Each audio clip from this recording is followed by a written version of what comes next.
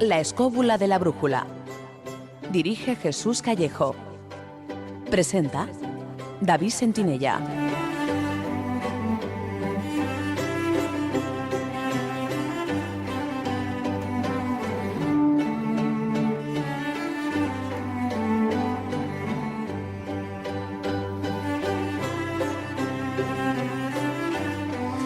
Buenas noches, amigos. ¿Qué tal estáis? Aquí estamos de nuevo una semana más en los estudios de Radio 4G FM en Madrid para daros la bienvenida a una nueva edición de La Escóbula de la Brújula.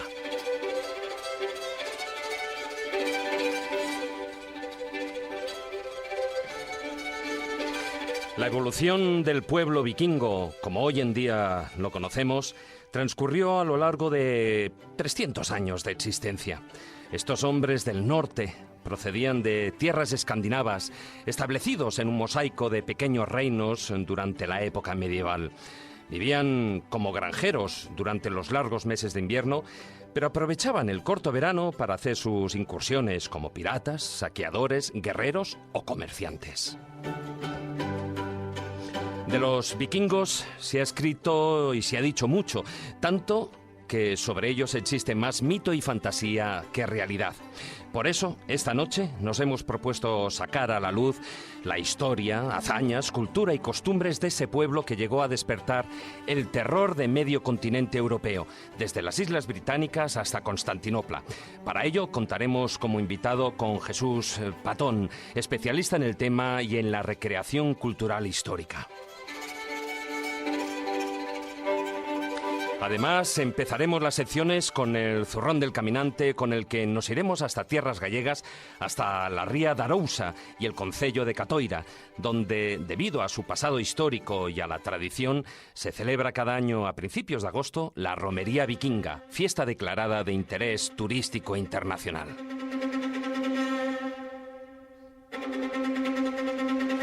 En la sección Viajeros de la Mente, Manuel Berrocal se ha propuesto desmantelar algunos de los falsos mitos y tópicos que vienen adornando la idea que tenemos de los vikingos, y finalizaremos el programa con las enseñanzas y moralejas de los cuentos de Callejo. Hoy no tendremos el WhatsApp activo, pero podéis dejar vuestros comentarios en Facebook a través de nuestra página oficial, La Escóbula de la Brújula, o bien en nuestro perfil de Twitter, @escobuleros. Y el hashtag del programa será #vikingos.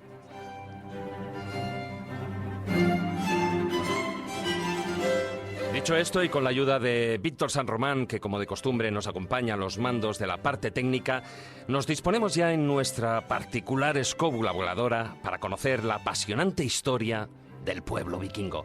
Así que, queridos escobuleros, comenzamos. Historia, leyendas, misterio, lugares mágicos. La Escóbula de la Brújula.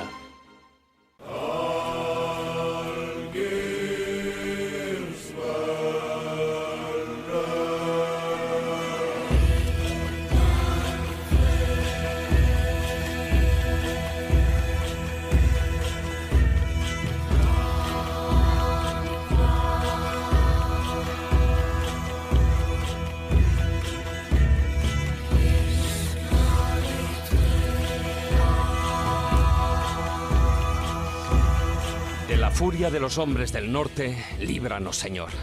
Esta plegaria fue durante décadas la más escrita y orada en Europa desde que, a finales del siglo VIII, los pueblos vikingos atacaran y saquearan los monasterios y pueblos de las costas inglesas, irlandesas y francesas.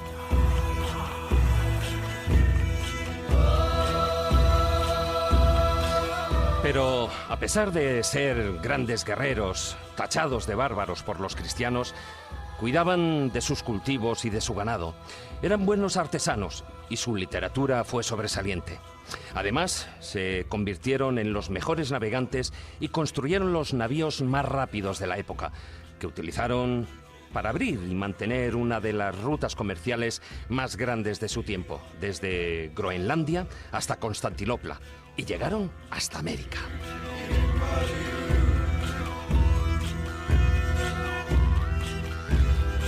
Por si esto fuera poco, fundaron ciudades a su paso, como el reino normando de Sicilia en Italia, e incluso llegaron a influir con sus incursiones en el Califato de Córdoba o en el mismísimo Imperio Bizantino. A través de los ríos del norte entraron en Rusia hasta el Mar Negro y fundaron Kiev, creando un principado medieval poderoso con base en dicha ciudad.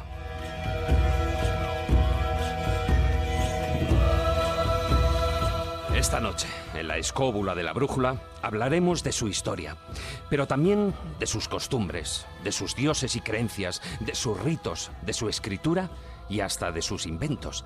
Así que no te lo pierdas.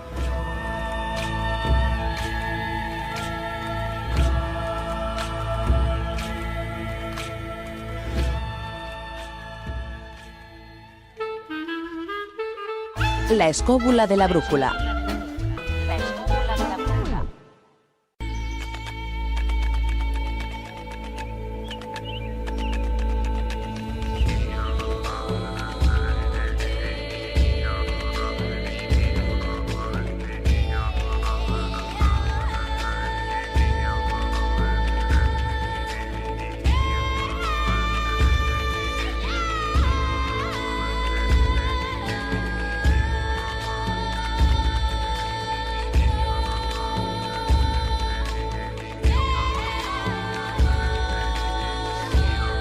Buenas noches, don Jesús Callejo. ¿Qué tal, David? ¿Qué nochecita? Sí, sí, se te ha puesto una cara ruda, ¿eh? Tan rudo. A ver, de demonio del norte, ¿no? Casi como también los llamaban, ¿no? Así. Me falta solo el toque pelirrojo y un buen hacha, porque ya sabes que el hacha, más que la espada, es lo que suelen utilizar. Yo creo que esta noche está una de vikingos, ¿no? En lugar de una del oeste vamos a tener una de vikingos. Yo creo que va a aclarar muchísimas dudas, ¿no? Tú decías al principio, esos tópicos que hay sobre los vikingos. Yo creo que a veces, pues eso, vienen por las películas y por los cuadros, que a veces los cuadros también dejan mucho que desear sobre la recreación histórica. Pero hoy sabemos muchísimas más cosas de ellos y sí que nos damos cuenta de que no solo eran guerreros, sino que eran aventureros, que eran navegantes, exploradores, mercaderes y, como no, inventores. Inventaron cosas muy interesantes que alguno se va a quedar sorprendido. Así que nos espera una noche, como ves, de una larga travesía en nuestros dracars, para averiguar lo que hay de verdad y mentira en estos vikingos. La historia oficial, yo creo que todo el mundo la sabe y lo damos por hecho. Vamos a contar la otra historia, la oculta. La otra historia, lo que siempre nos gusta a nosotros. Hombre, claro. Muy buenas noches, don Carlos Canales. Buenas noches, qué tiempo los míos de barba pelirroja, ya hace 25 ¿no? años. Aquellos años jóvenes. Bueno, las barbas no era como las vuestras, no lo mismo. Sí, hombre, perdona, Todas que tú también canosillas. peinas canas, ¿eh? Pues por eso digo que qué tiempos cuando era pelirroja. Sí. Ya ves qué cosas, tío. Bueno, nunca me dejé trenzas, pero bueno, salvo ese detalle. Bueno. ¿Cómo te quedaban las trencitas, eh? Y las trenzas, la barba, da un detalle. Bueno, además a ti una de las cosas que yo pienso que más tralla te puede dar con el tema de los vikingos es todo el tema de la estrategia. No, la navegación, creo que es lo más ¿La interesante. navegación te gustaba más? Sí, bueno, y bueno, hablaremos de todas las aportaciones. Hay una cantidad de errores sobre los vikingos increíbles, para bien y para mal, para lo bueno y para lo malo. Por decir un ejemplo, es decir, la gran aportación de los vikingos a la historia de la humanidad es que son los creadores de la Rus de Kiev, son los creadores de Rusia. Claro. Esa es su gran aportación. Fíjate, curioso. Sin embargo, se aleja de la cultura occidental. Crearon una especie de... Es decir, lo que hacen cuando unifican a las tribus eslavas, que se convierten en su cabeza y forman la Rus de Kiev, es probablemente al final su legado. Porque el legado normando en Inglaterra es más discutible. Es verdad que eran vikingos, pero ya hablaban francés, ya era otra cosa. Ya estaban, como por decirlo, domesticados. Era otra historia. Ya hablaremos también de la influencia enorme en España más que de los vikingos de la primera época, que eran los malos, los malutos, de los normandos, que tienen una parte importante en la colonización y reconquista a partir del siglo XI. Bueno, hay un montón de cosas que irán saliendo. Sí, que irán saliendo a lo largo de todo este programa, especialmente, como no, en el filandón. Ahora viene Maese, hay que hacer un hueco. Sí. Bueno, también hoy nos acompaña nuestro colaborador, Manuel Berrocal. Muy buenas noches, caballero. Muy buenas noches. Bueno, aunque hoy, no sé, fíjate que te he quitado el don, pero te he quitado el don por una sencilla razón, porque un programa de vikingos y hoy precisamente no nos traes el hidromiel. Ha habido un pequeño problema de ajustes de tiempo, reconozco que es que se me ha pasado completamente, pero vamos, es algo que pegaré, pues ya pagaré, sabes, más bien, pagaré algún Os he día. dicho que el hidromiel es una castaña. Bueno, pero oye, se ve, sí, sería una castaña, pero duró nada, ¿eh?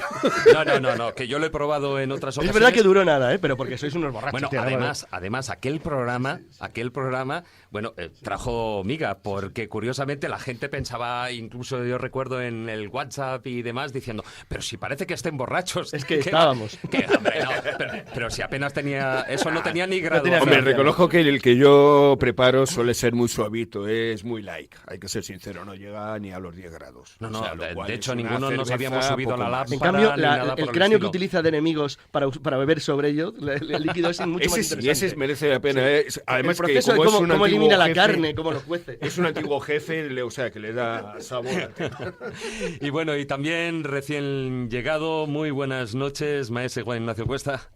Muy buenas noches. Aquí Bueno. acabo de llegar de las calles Buah. madrileñas. De las calles madrileñas. Y tarde, ¿eh? Como se suele decir, tarde. Bueno, las circunstancias de la vida. Casi ya ni te presentamos para el programa, aunque fíjate que tú ya no solo por el maese, pero sí que te da de maestro de hidromiel, ¿eh? Con la pinta así y tal. Te da, no sé si maestro cervecero, pero de maestro de hidromiel Yo, perfectamente. en cualquier líquido que tenga, digamos, una materia espirituosa, siempre voy a tener una cierta experiencia. Son cuestiones de la vida. Bueno, y va siendo hora de presentar a nuestro invitado. Hola, muy buenas noches, don Jesús Patón. Hola, ¿qué tal? Buenas noches. Bueno, bienvenido aquí a la Escóbula de la Brújula. Muchísimas gracias. Bueno, empezaste en la arqueología experimental hará pues unos 17, 20 años y poco después te centraste en la cultura vikinga y en las runas, ¿no? Viviste en Escocia durante bastante tiempo, ¿no? Donde entraste ahí en contacto con el clan en Ranald Trust en For Scotland, ¿no? Sí, así es. Allí te hiciste instructor de combate histórico y amante, por supuesto, de las recreaciones, ¿no? Y al volver a España, tanto te gustaron que fundaste el grupo Tanaris, de recreaciones culturales e históricas, y también la escuela Gulltop de combate histórico, ¿no? ¿Cómo fue esa experiencia con un clan escocés? Bueno, pues la verdad es que para empezar, reconozco que al principio yo me fui para allá puramente por una cuestión de pasar un veranito, aprender el inglés, cosa que en Escocia luego me di cuenta que Sí, es casi imposible. de au pair, ¿no? Como se decía antes. Sí. Y bueno, lo cierto es que cuando me quise dar cuenta, pues llevaba 5 años allí. Bueno, es eso, ¿no? Como quien va a comprar tabaco. Sí.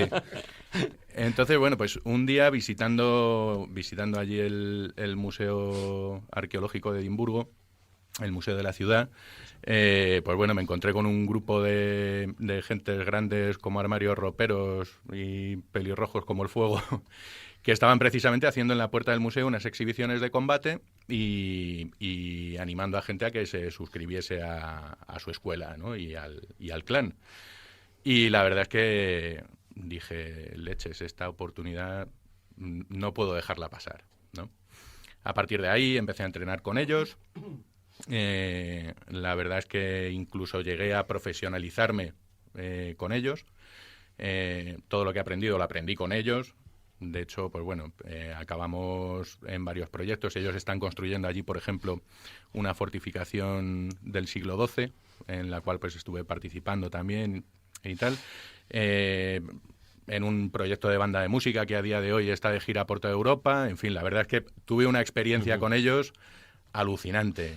Trabajando con ellos conocí a Russell Crowe en el rodaje de una película, he conocido a Ridley Scott y si te soy sincero no sé por qué volví. Bueno, cuanto menos para fundar ese grupo Tanaris y para estar aquí en la Escóbula de la Brújula contándonoslo, ¿no?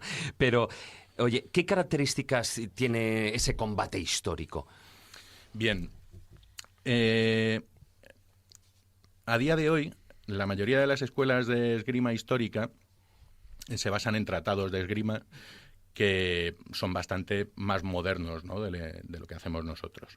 La peculiaridad que tiene el sistema de combate que utilizaba el clan, bueno, y que lo sigue utilizando, es que lo que hicieron fue empezar a indagar en otro tipo de fuentes para tratar de recuperar o recrear, porque es una recreación, no es un sistema de combate fiel, porque eso es prácticamente imposible, no hay tratados. Claro, no hay existentes, fotografías tampoco. Efectivamente.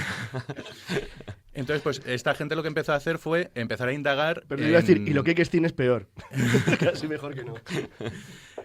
Pues empezaron a indagar en lo que eran textos mitológicos.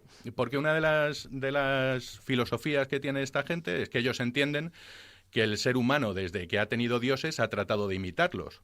Y lo que sí que es cierto es que nos encontramos con que los dioses combaten, muestran ciertos tipos de armas, ciertas técnicas. En el caso de los vikingos, por ejemplo, en las sagas también se habla bastante del tipo de armamento y tipos de combate, etcétera.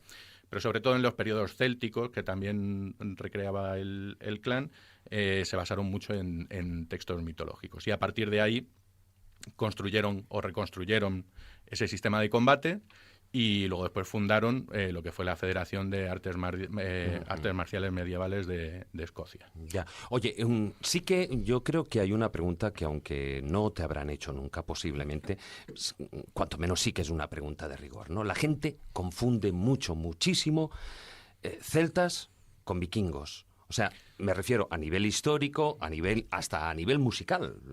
Entonces, ¿cuáles serían esas diferencias?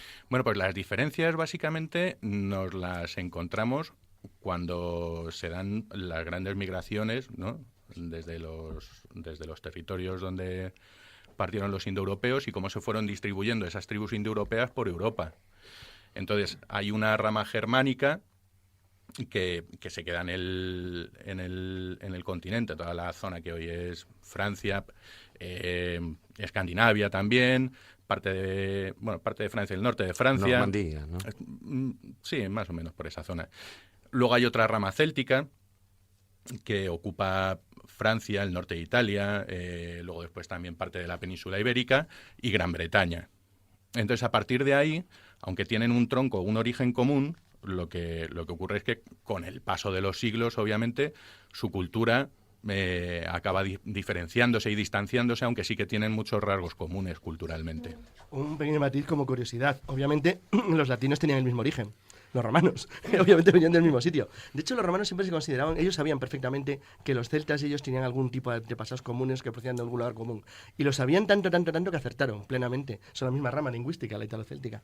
Sí, es curioso eso. Una pregunta, Jesús. Has dicho que en estas recreaciones, de las que yo asistí además hace muy poquito, ¿no? A una que hicisteis muy cerca de Aranjuez, pues recreáis, reproducís más o menos lo que eran las armas de aquella época, ¿no? Tanto los escudos, los cascos, las espadas, las hachas. ¿Habéis hecho algún intento también de reproducir las armas mitológicas, es decir, el martillo de Thor y compañía? Bueno,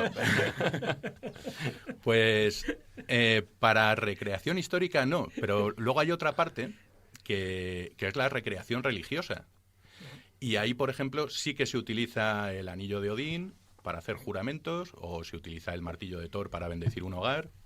Entonces sí que se hacen esas. Yo, por ejemplo, tengo una réplica a un tamaño bastante grande y bastante pesado de un martillo de Thor que tallé yo en madera y que lo tengo ahí en mi casa, pues bueno, porque soy tan friki que pienso que, y espero que Thor me bendiga.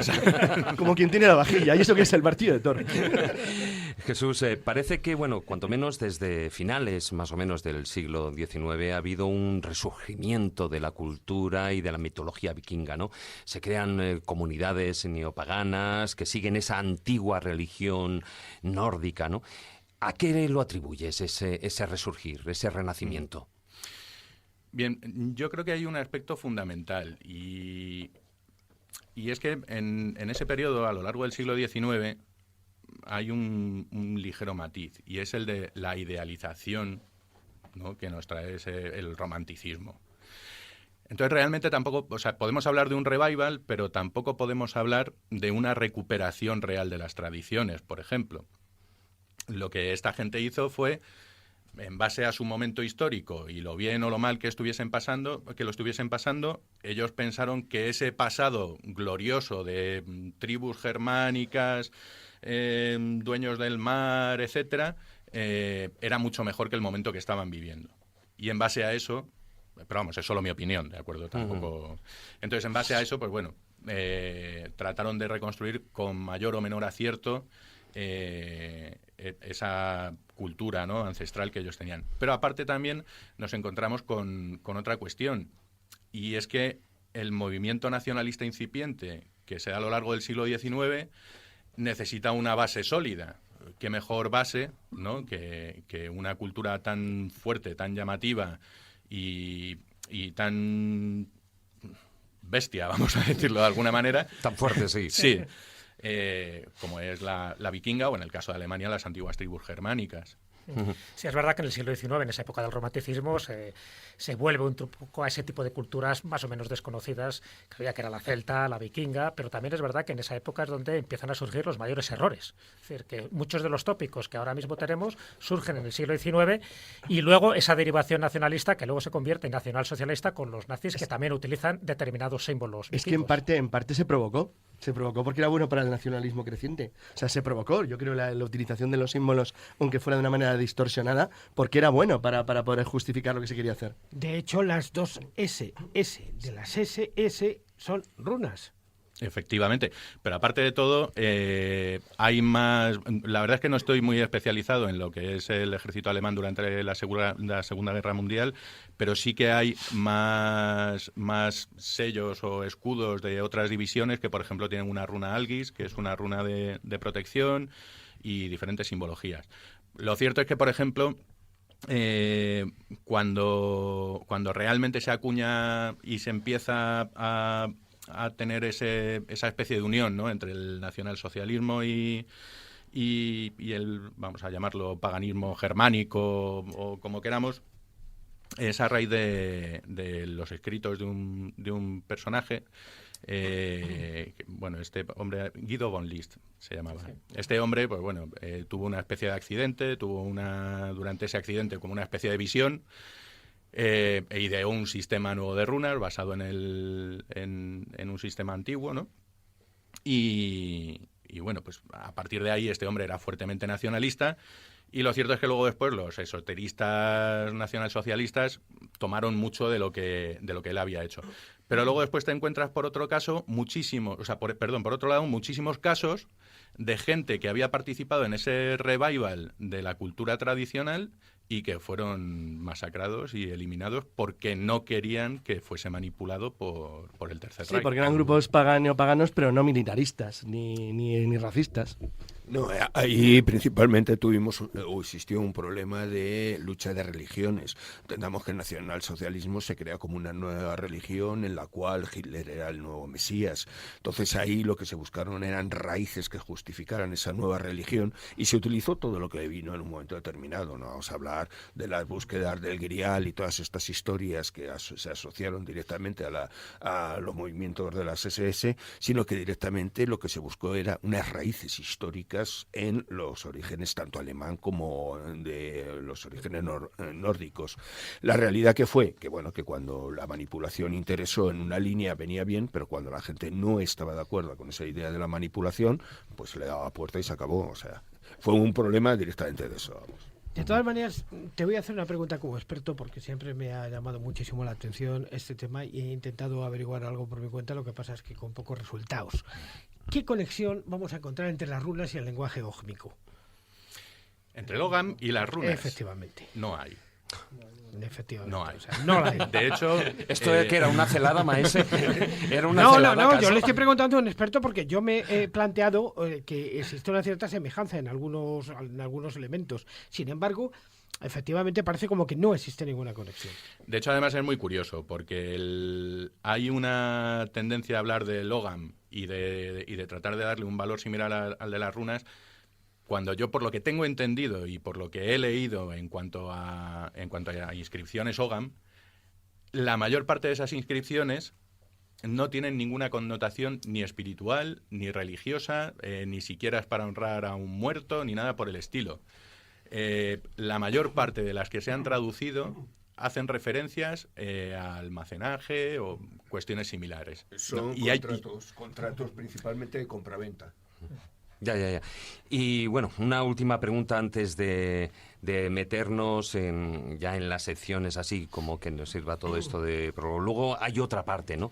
Y es esa parte del atractivo que tiene la estética, en muchos casos ficticia, como ya veremos, ¿no? Pero también hay esa estética en tatuajes, incluso a través de la música, ¿no? Del folk nórdico, esa fusión, bueno, pues incluso con el heavy, ¿no? ¿Cómo se le llama?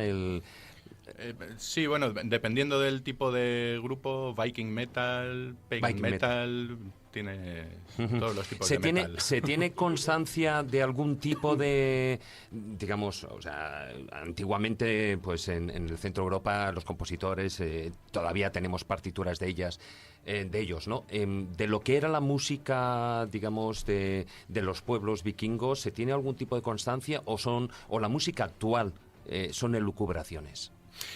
Mira, esto es muy interesante. Hay un músico, de hecho, la música que habéis puesto antes, él es el cantante y el fundador del grupo, se llama Einar Solvik, o Solvik, no estoy seguro del apellido.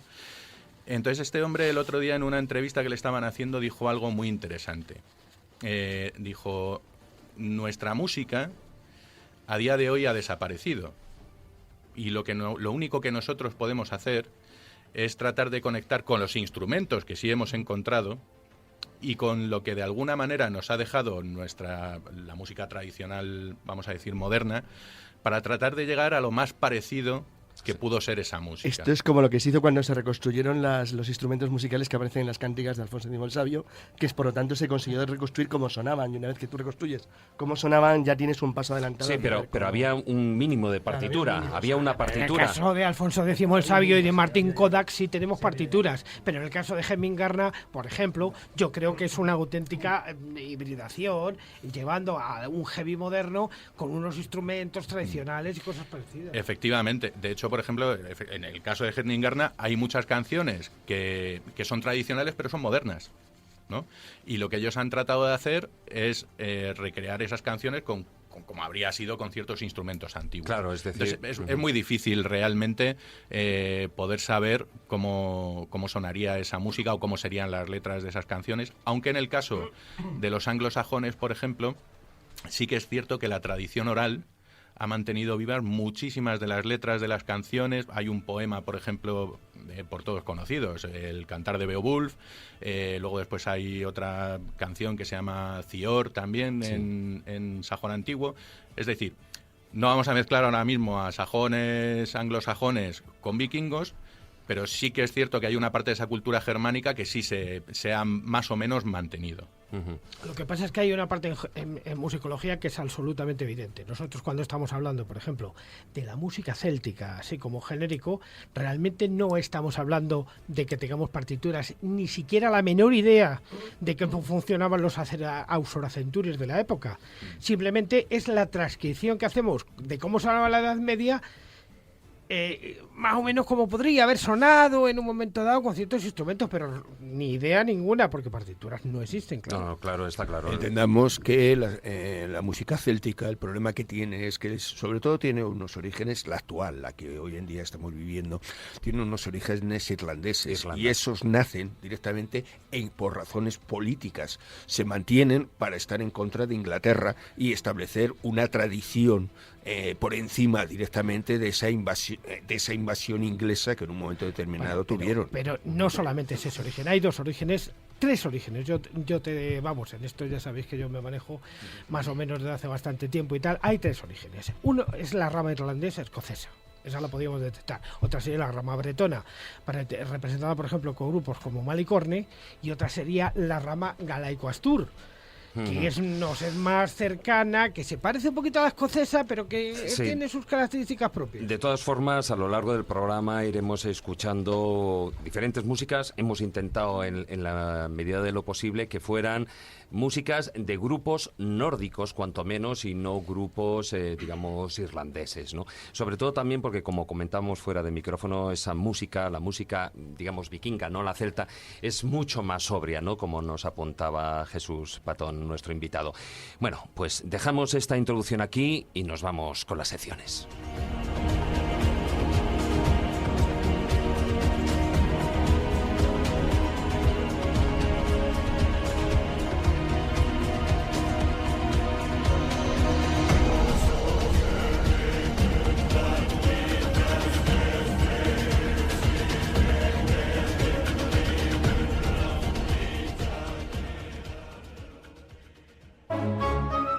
La escóbula de la brújula. Dirige Jesús Callejo. Presenta David Sentinella.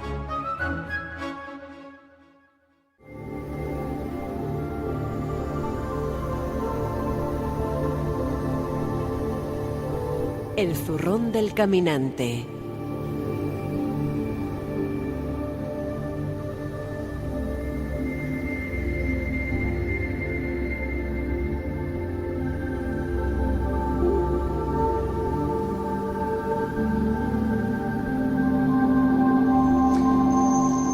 Ya con el zurrón del caminante, como decíamos, en ese sumario hacia tierras gallegas, hasta esa ría de Arousa, donde, bueno, pues cuenta la historia que llegaron unas embarcaciones vikingas con ganas de guerrear, o cuanto menos con ganas de saquear. Y de ahí, de esa historia y de todo lo que ocurrió, pues hoy en día se hace esa romería vikinga, ¿no, Maese? Bueno, quizá haya que hacer una pequeña consideración previa a todo esto. Cuando nosotros hablamos de invasiones de la península ibérica, ¿estamos hablando de invasiones, de colonizaciones, o de qué estamos hablando realmente? Porque la única invasión realmente reconocida históricamente es la invasión norteafricana que da lugar a la reconquista, pero nos olvidamos de que efectivamente ha habido colonizaciones, invasiones, dicho entre comillas y con un guión delante, de bizantinos, y en concreto de vikingos, porque claro, cuando tú dices no, los vikingos en Galicia, tiene que ver con los vikingos como en Galicia, pues sí, efectivamente, digamos que, no sé exactamente si los vikingos, pero desde luego los barcos, las gentes que venían de las zonas frías del norte de Europa, llegaron a las costas gallegas por lógica, porque es que las corrientes llevaban los barcos, los drácar, creo que se llamaban, llevaban directamente a esas costas y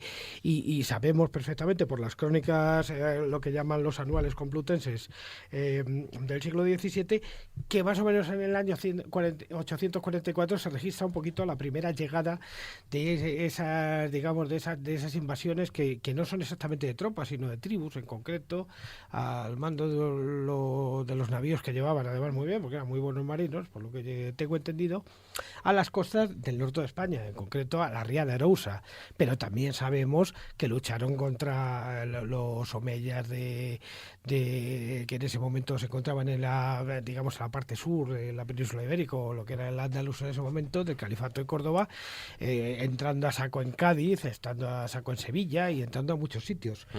Pero en concreto donde se ha conservado, digamos, un poquito la tradición, yo creo que en plan folclórico, es por ejemplo la ría de Arousa en pueblos como Catoira, que se han hermanado incluso ya con pueblos de Dinamarca y de sitios así, ¿no?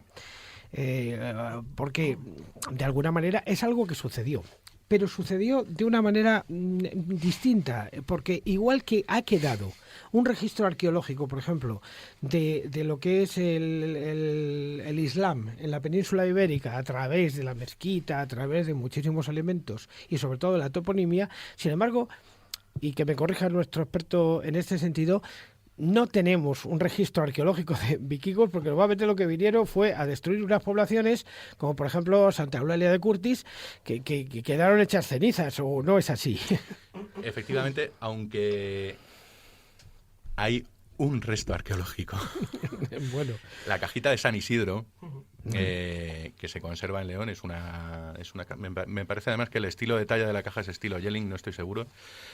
Es lo único que se ha conservado de ese periodo. Ahora, por ejemplo, se está investigando también en Ovicedo, en Galicia, los restos de una granja que posiblemente pudiese ser vikinga también. Vicedo, te diré que yo estuve en la isla de Corullón, en la entrada de la ría de Vicedo, y había unos restos allí extraños y tal, como de poblaciones que podrían ser fondos de cabaña ibéricos, pero tampoco está muy claro. Podrían incluso haber sido vikingos. De momento es la cuestión. O sea, todavía, por eso digo que están investigando, de momento todavía no se sabe. Y lo que sí creo recordar, además, que se encontró también en la zona de Ovicedo, es un ancla. Pero bueno, aparte de eso, nada más. Y la cajita, bien, o sea, perfectamente la podía haber traído cualquier persona de cualquier otro sitio, ¿no? Bueno, digamos a nuestros oyentes, para que se aclaren un poco, que Ovicedo estamos hablando de Estaca de Bares, o sea, porque lo entiendan un poquito más ubicado, de alguna manera. Hay una novela que recomiendo que tiene mucho que ver con esto que estás comentando, Juan Ignacio, que es la de Asur, de Francisco Narla. Sí, ya sabes que hemos que lo tuvimos aquí. Sí. Y él tiene una novela interesantísima porque un poco recrea cómo fue aquel desembarco, en fin, no solo en Catoira, en Monforte, en Chantada, en Tui.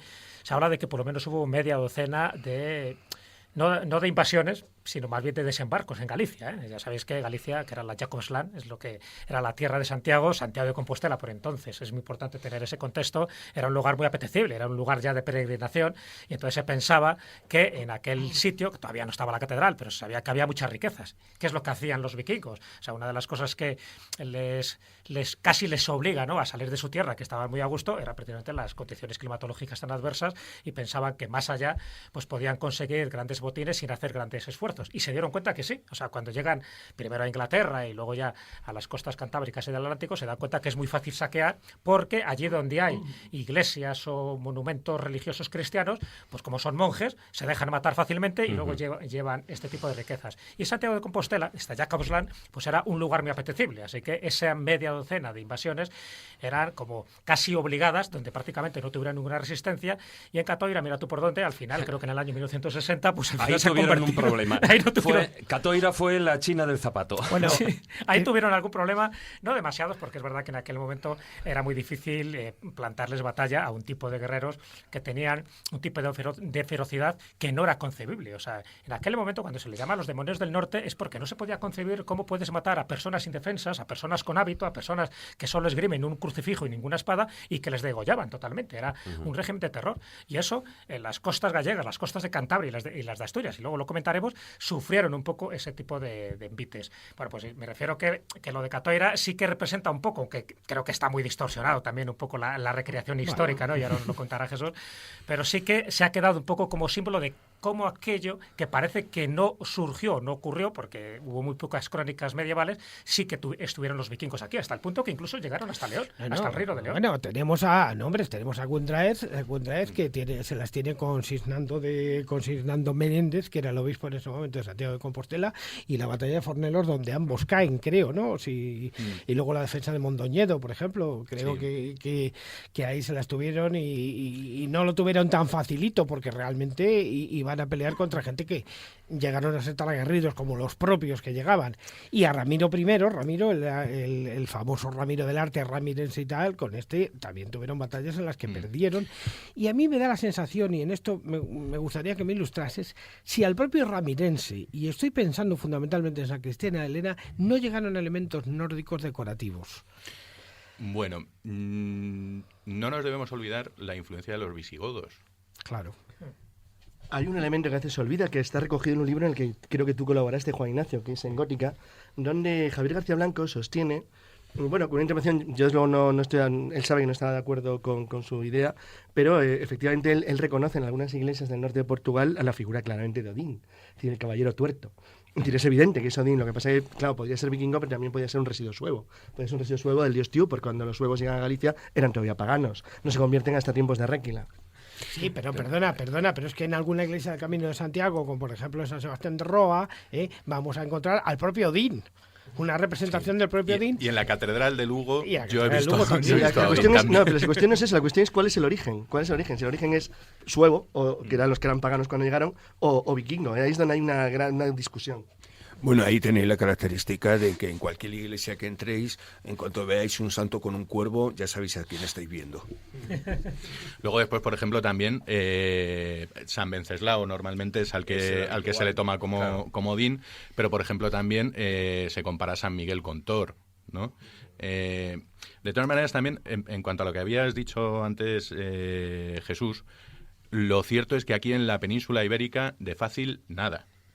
Porque lo único que le salió bien fue el secuestro de García Íñiguez, el rey de... primeras incursiones, luego ya aprendieron a pelear con los normandos. Aquí básicamente es que hay una diferencia, por ejemplo, con Francia o con Inglaterra. Es que nos encontramos, por un lado, en el sur a los musulmanes, en el norte a un montón de reinos incipientes que a lo único que se dedican desde hace bastantes años es a pegarse de leches entre ellos, ¿no? Y lo único que consiguen forzar los vikingos realmente en el norte de la península y en el sur también es a reforzar fortificaciones. nada más. Pero realmente poca cosa consiguen poquísimo de aquí de la península. Oye, una pregunta, y lo que es esa romería, volviendo un poquitín al tema de Catoira y del motivo del zurrón del caminante, esa fiesta, ¿hay otras representaciones que se hacen de ese estilo, de ese porte en España? Sí, nos encontramos, por ejemplo, en la Mariña Lucense, en el norte de Lugo, ya en la costa, en Foz, precisamente, pues se hace también un simulacro de desembarco. La recreación está un pelín más lograda, pero un pelín. No, hombre, hay que contar que no son profesionales ni especialistas. Cierto. Pero bueno, lo cierto son es festivos. Sí. Ese evento, de hecho, además lo diseñamos nosotros en colaboración con el Ayuntamiento de Foz, porque bueno, pues encontramos precisamente en un libro fenomenal de Eduardo Morales, que bueno, es uno de los historiadores que más ha tratado el tema de los vikingos aquí en la península ibérica, pues encontramos una serie de datos muy interesantes sobre Foz, ¿no? Y bueno, pues hasta el punto de que el último año en el que se realizó el desembarco normando de Foz, que es como se llama esta festividad, acudieron casi 55.000 personas a lo largo del fin de semana. Entonces, bueno, cada vez hay más cosas. Este año, por ejemplo, en Ovicedo también sé que se pretende hacer algo. Todavía no tengo muy claro qué es lo que van a hacer y con qué nivel de rigor histórico. Pero bueno, cada vez hay más cosas. ¿En qué época del año? En verano, me imagino. Supongo que sí. De todas maneras, déjame que te haga una pregunta tonta. Sí. ¿Somos capaces de hacer un Drakkar tal y como era un Drakkar? Hay gente que los está haciendo. Bueno, en Catoira dicen que lo han hecho, ¿no? De hecho, el que se sabe funciona para los Drakkars, claro, se puede reproducir perfectamente. De un Drakkar, además, recuperado de las costas, o sea, de bajo el mar, si no recuerdo mal, de Dinamarca. Sí, hay varios artesanos en Europa, hay artesanos muy buenos en Polonia, por ejemplo, hay artesanos muy buenos en Noruega también, que a lo que se dedican exclusivamente es a armar barcos largos vikingos, barcos de guerra vikingos. De hecho, nosotros tuvimos la oportunidad, lo que pasa es que nos faltó un poquito de dinero, pero tuvimos la oportunidad de, por la ganga de 10.000 euros, hacernos con un barco de 26 remeros. Lo que pasa es que nos faltó... Os faltaban los remeros, ¿no? No, lo que nos faltó fue parte del dinero. No, es que, bueno, una cosa también es que hay que tener en cuenta que la actual división de países y tal no nos da una idea exactamente de lo que es la nación vikinga. La nación vikinga se reparte entre muchos países, donde hay una parte de Polonia, Estonia, Lituania, Noruega, Suecia y la actual Dinamarca, incluso Islandia posiblemente también. Completamente, Islandia es una creación suya.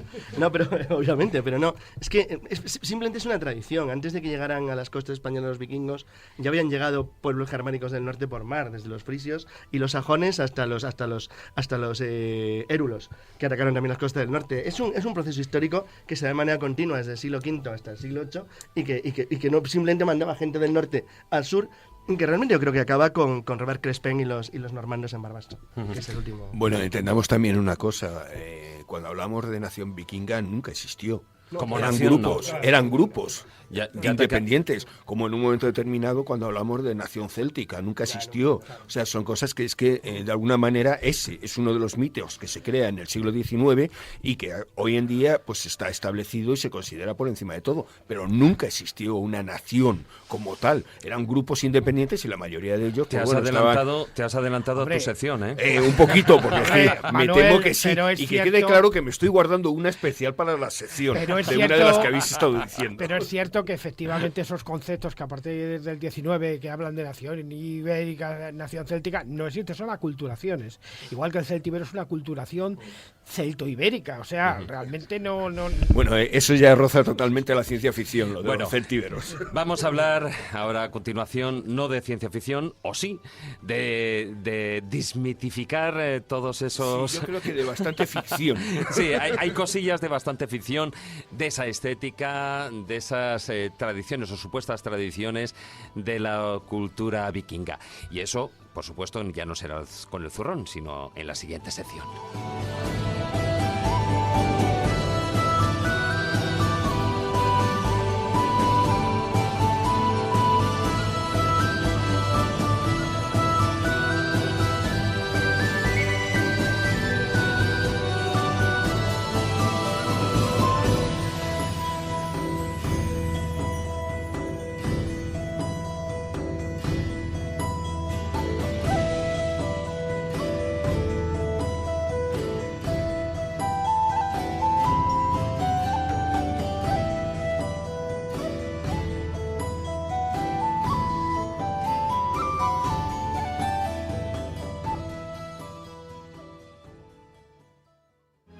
Si quieres viajar a lugares con historia y sumergirte en los grandes misterios de nuestro mundo, La Escóbula de la Brújula, en Radio 4G.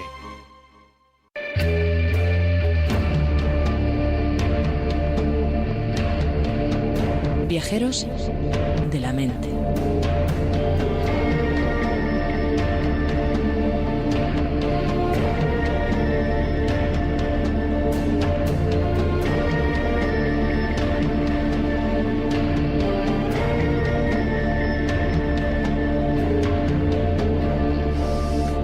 Continuamos con el programa aquí en La Escóbula de la Brújula y ahora evidentemente es momento, aunque ya con un pequeño anticipo de nuestro colaborador Manuel Berrocal ahí en Los Viajeros de la Mente y, como decía al principio, dispuesto a desmitificar todos esos tópicos que hay sobre los vikingos, ¿no?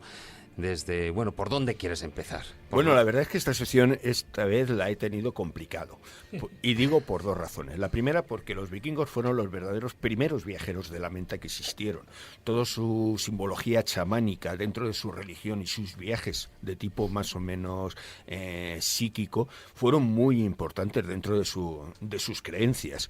Pero por otro lado había una cuestión que estaba clara. El problema, por encima de todo, llevando un poco, bueno, mi línea más o menos, es la desmitificación de todas aquellas cosas que en un momento determinado se crean, sobre todo en el siglo XIX, con el interés de crear ese mito como entidad, que eran los vikingos, para vender algo. Por ejemplo, el primero que se habla es esa situación de que se dedicaban al pillaje y al saqueo, que era la que me estaba aguantando de antes. Sí. Y es sencillo, realmente ellos nunca se dedicaron... De hecho, tiene sangre en los labios todavía de muerte. Ellos no se dedicaron al pillaje y al saqueo hasta que no se enteraron, gracias a los sacerdotes católicos que fueron a convertirlos directamente, de que existía ese otro mundo realmente económicamente mucho más desarrollado, porque normalmente el que llegaba era un señor con un crucifijo colgado al cuello de oro de tal tamaño que lo llevaba casi doblado. Entonces, claro, los vikingos encontraron que debía haber unos mundos maravillosos por otras zonas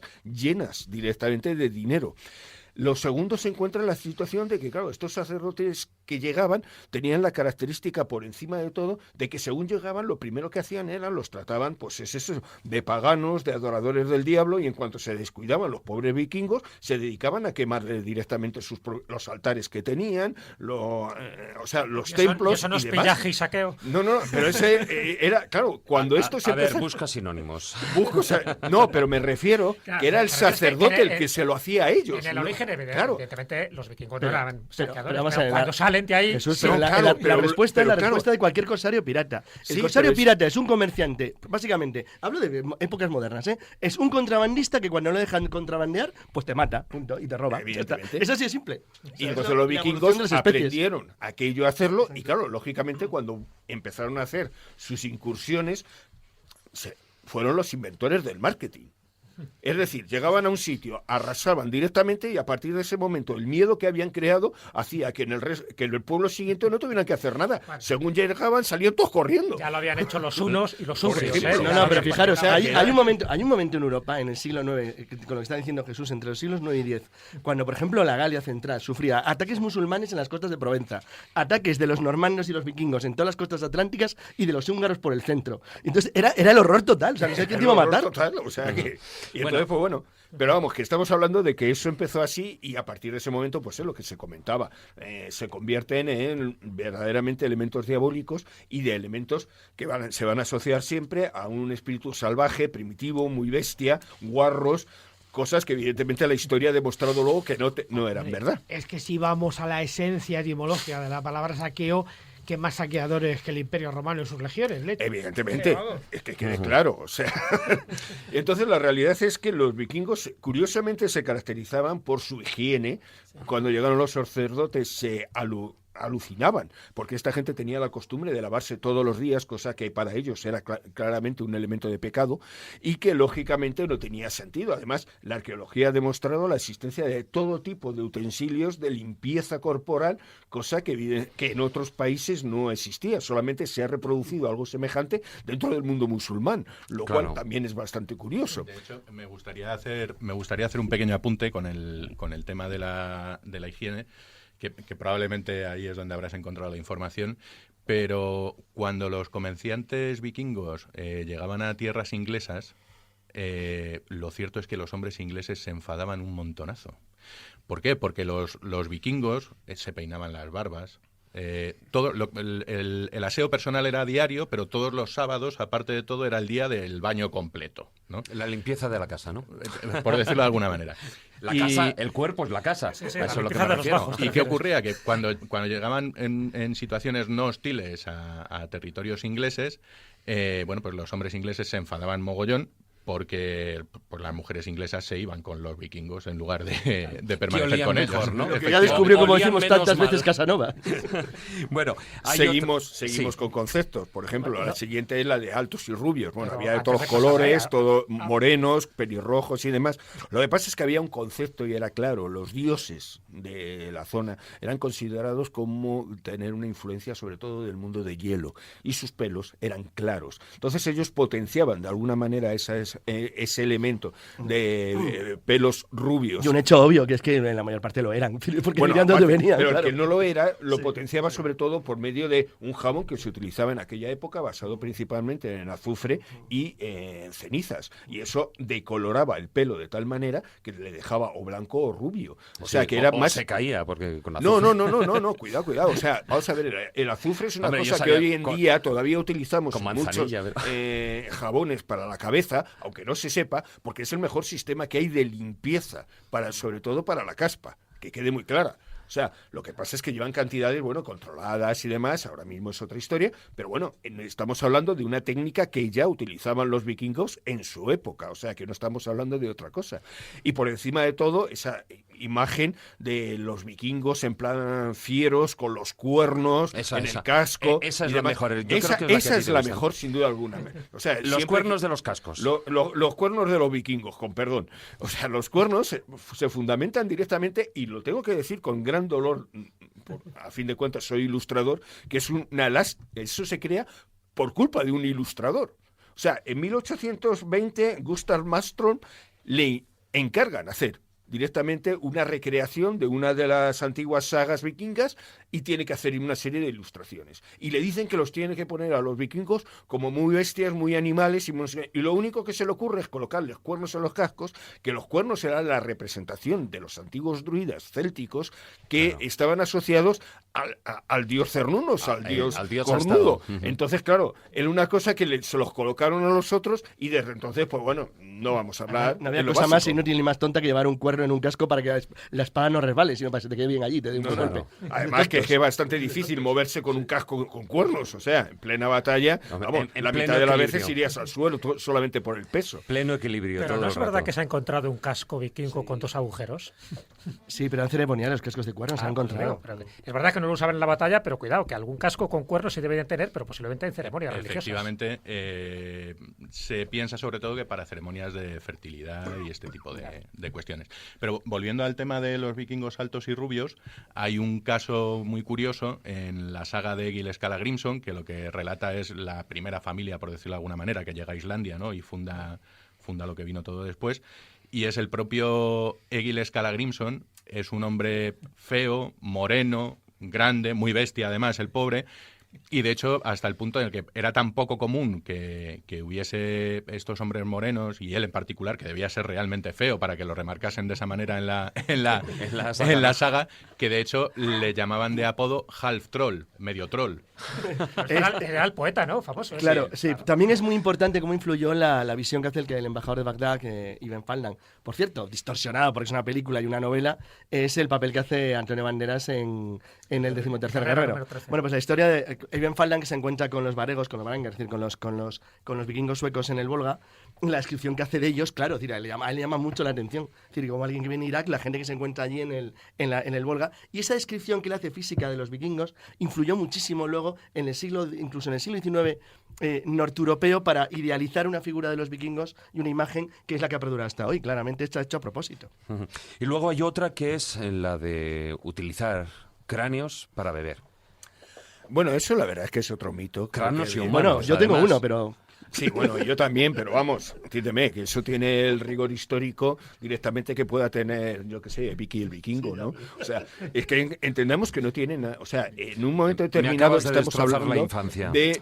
hablamos de un ritual en un momento determinado. Vamos a ver, el problema es cuando cambiamos en los conceptos de ritual, de religión y demás, con una actividad fuera de ello. La utilización del cráneo es una cosa que se ha utilizado en la mayoría de las culturas como una simbología de los antepasados. Y en un momento determinado el tener ese símbolo y utilizarlo como copa es una unión a los antepasados. Tenemos raíces célticas y tenemos raíces en toda Europa. Pero vamos, es que sabemos por orígenes y sabemos por otros autores romanos que los celtas sí que utilizaban el cráneo de los enemigos. Sí, es que estamos hablando de eso. Es normal. Pero es que estamos hablando de que es que en estas culturas el espíritu realmente de la persona estaba en la cabeza.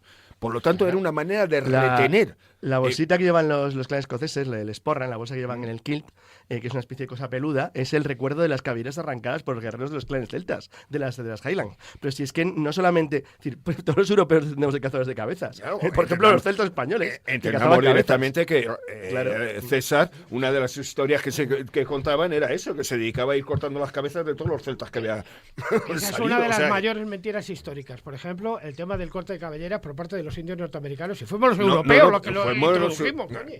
El corte de las cabelleras de los indios nació directamente porque los europeos cortaban la cabellera al indio porque así le pagaban, por cada cabellera que llevaban, le pagaban por indio muerto. Específica, franceses, eran franceses. Bueno, pero luego descubrieron que entre el pelo francés y el holandés había muchas similitudes y que bueno, que no pasa nada, cargados una a otra. Luego llegaron los holandeses, luego llegaron los ingleses, luego llegaron...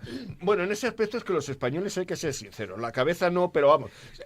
había otras cosas que les movían más siempre a los españoles, ¿no? Y fue la hibridación tan grande que hubo en un momento determinado en Sudamérica entre españoles y los nativos, claro. O refocile, que diría un O portugués. refocile, que usted manda. Sí. En Calaveras no beberían, pero beberían en Cuernos, ¿no? Por lo menos. Bueno, eso sí, lo de los cuernos sí, eso vale. hay que reconocer. Bien, hombre, porque si no... De hecho, hay un museo en Reykjavik que es de cuernos, nada más. O sea, y te encuentras... Suena fatal, museo de cuernos. Pero bueno, te encuentras... Pero eso viene del mundo celta y del mundo romano. El cuerno es el vaso típico romano que además estaba terminado en un glande. O sea, porque además era un símbolo fálico. Pero bueno, lo cierto es eso, que te encuentras en Reykjavik, este Museo del Cuerno. Además tienen cuernos hasta principios del siglo XX, en plan ya cuernos de pólvora, para licores, etcétera. O sea, hay una cantidad de cuernos de todos los periodos históricos imaginables increíble. Y además de diferentes tamaños, ¿no? Igual que hoy tenemos la caña y la jarra, pues yo me imagino que habría el cuerno de cuarto y el cuerno de medio, ¿no? Hombre, tenías el cuerno que iba pasando a todo el grupo, que era lo importante. Mira, eso lo podemos intentar el próximo día que traiga la... Sí, bueno, cállate que me tienes contento. Avisa y el cuerno lo traigo yo, ¿vale? Y luego el cuerno quemado, que era el más utilizado. Sí. Bueno, dejamos la sección aquí y vamos a enfrentarnos, que ya está el ambiente suficiente quemado, caldeado, para el filandón.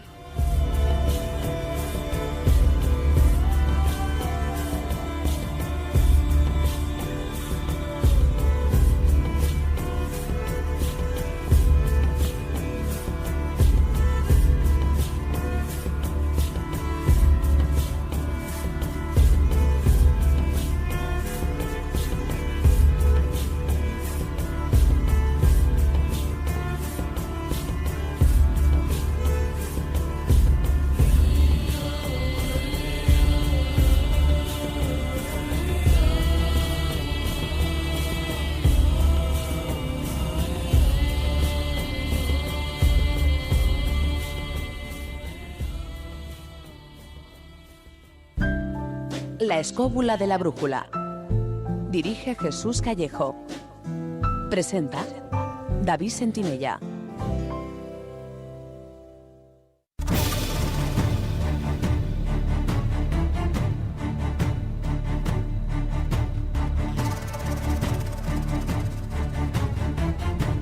Comienza El Filandón.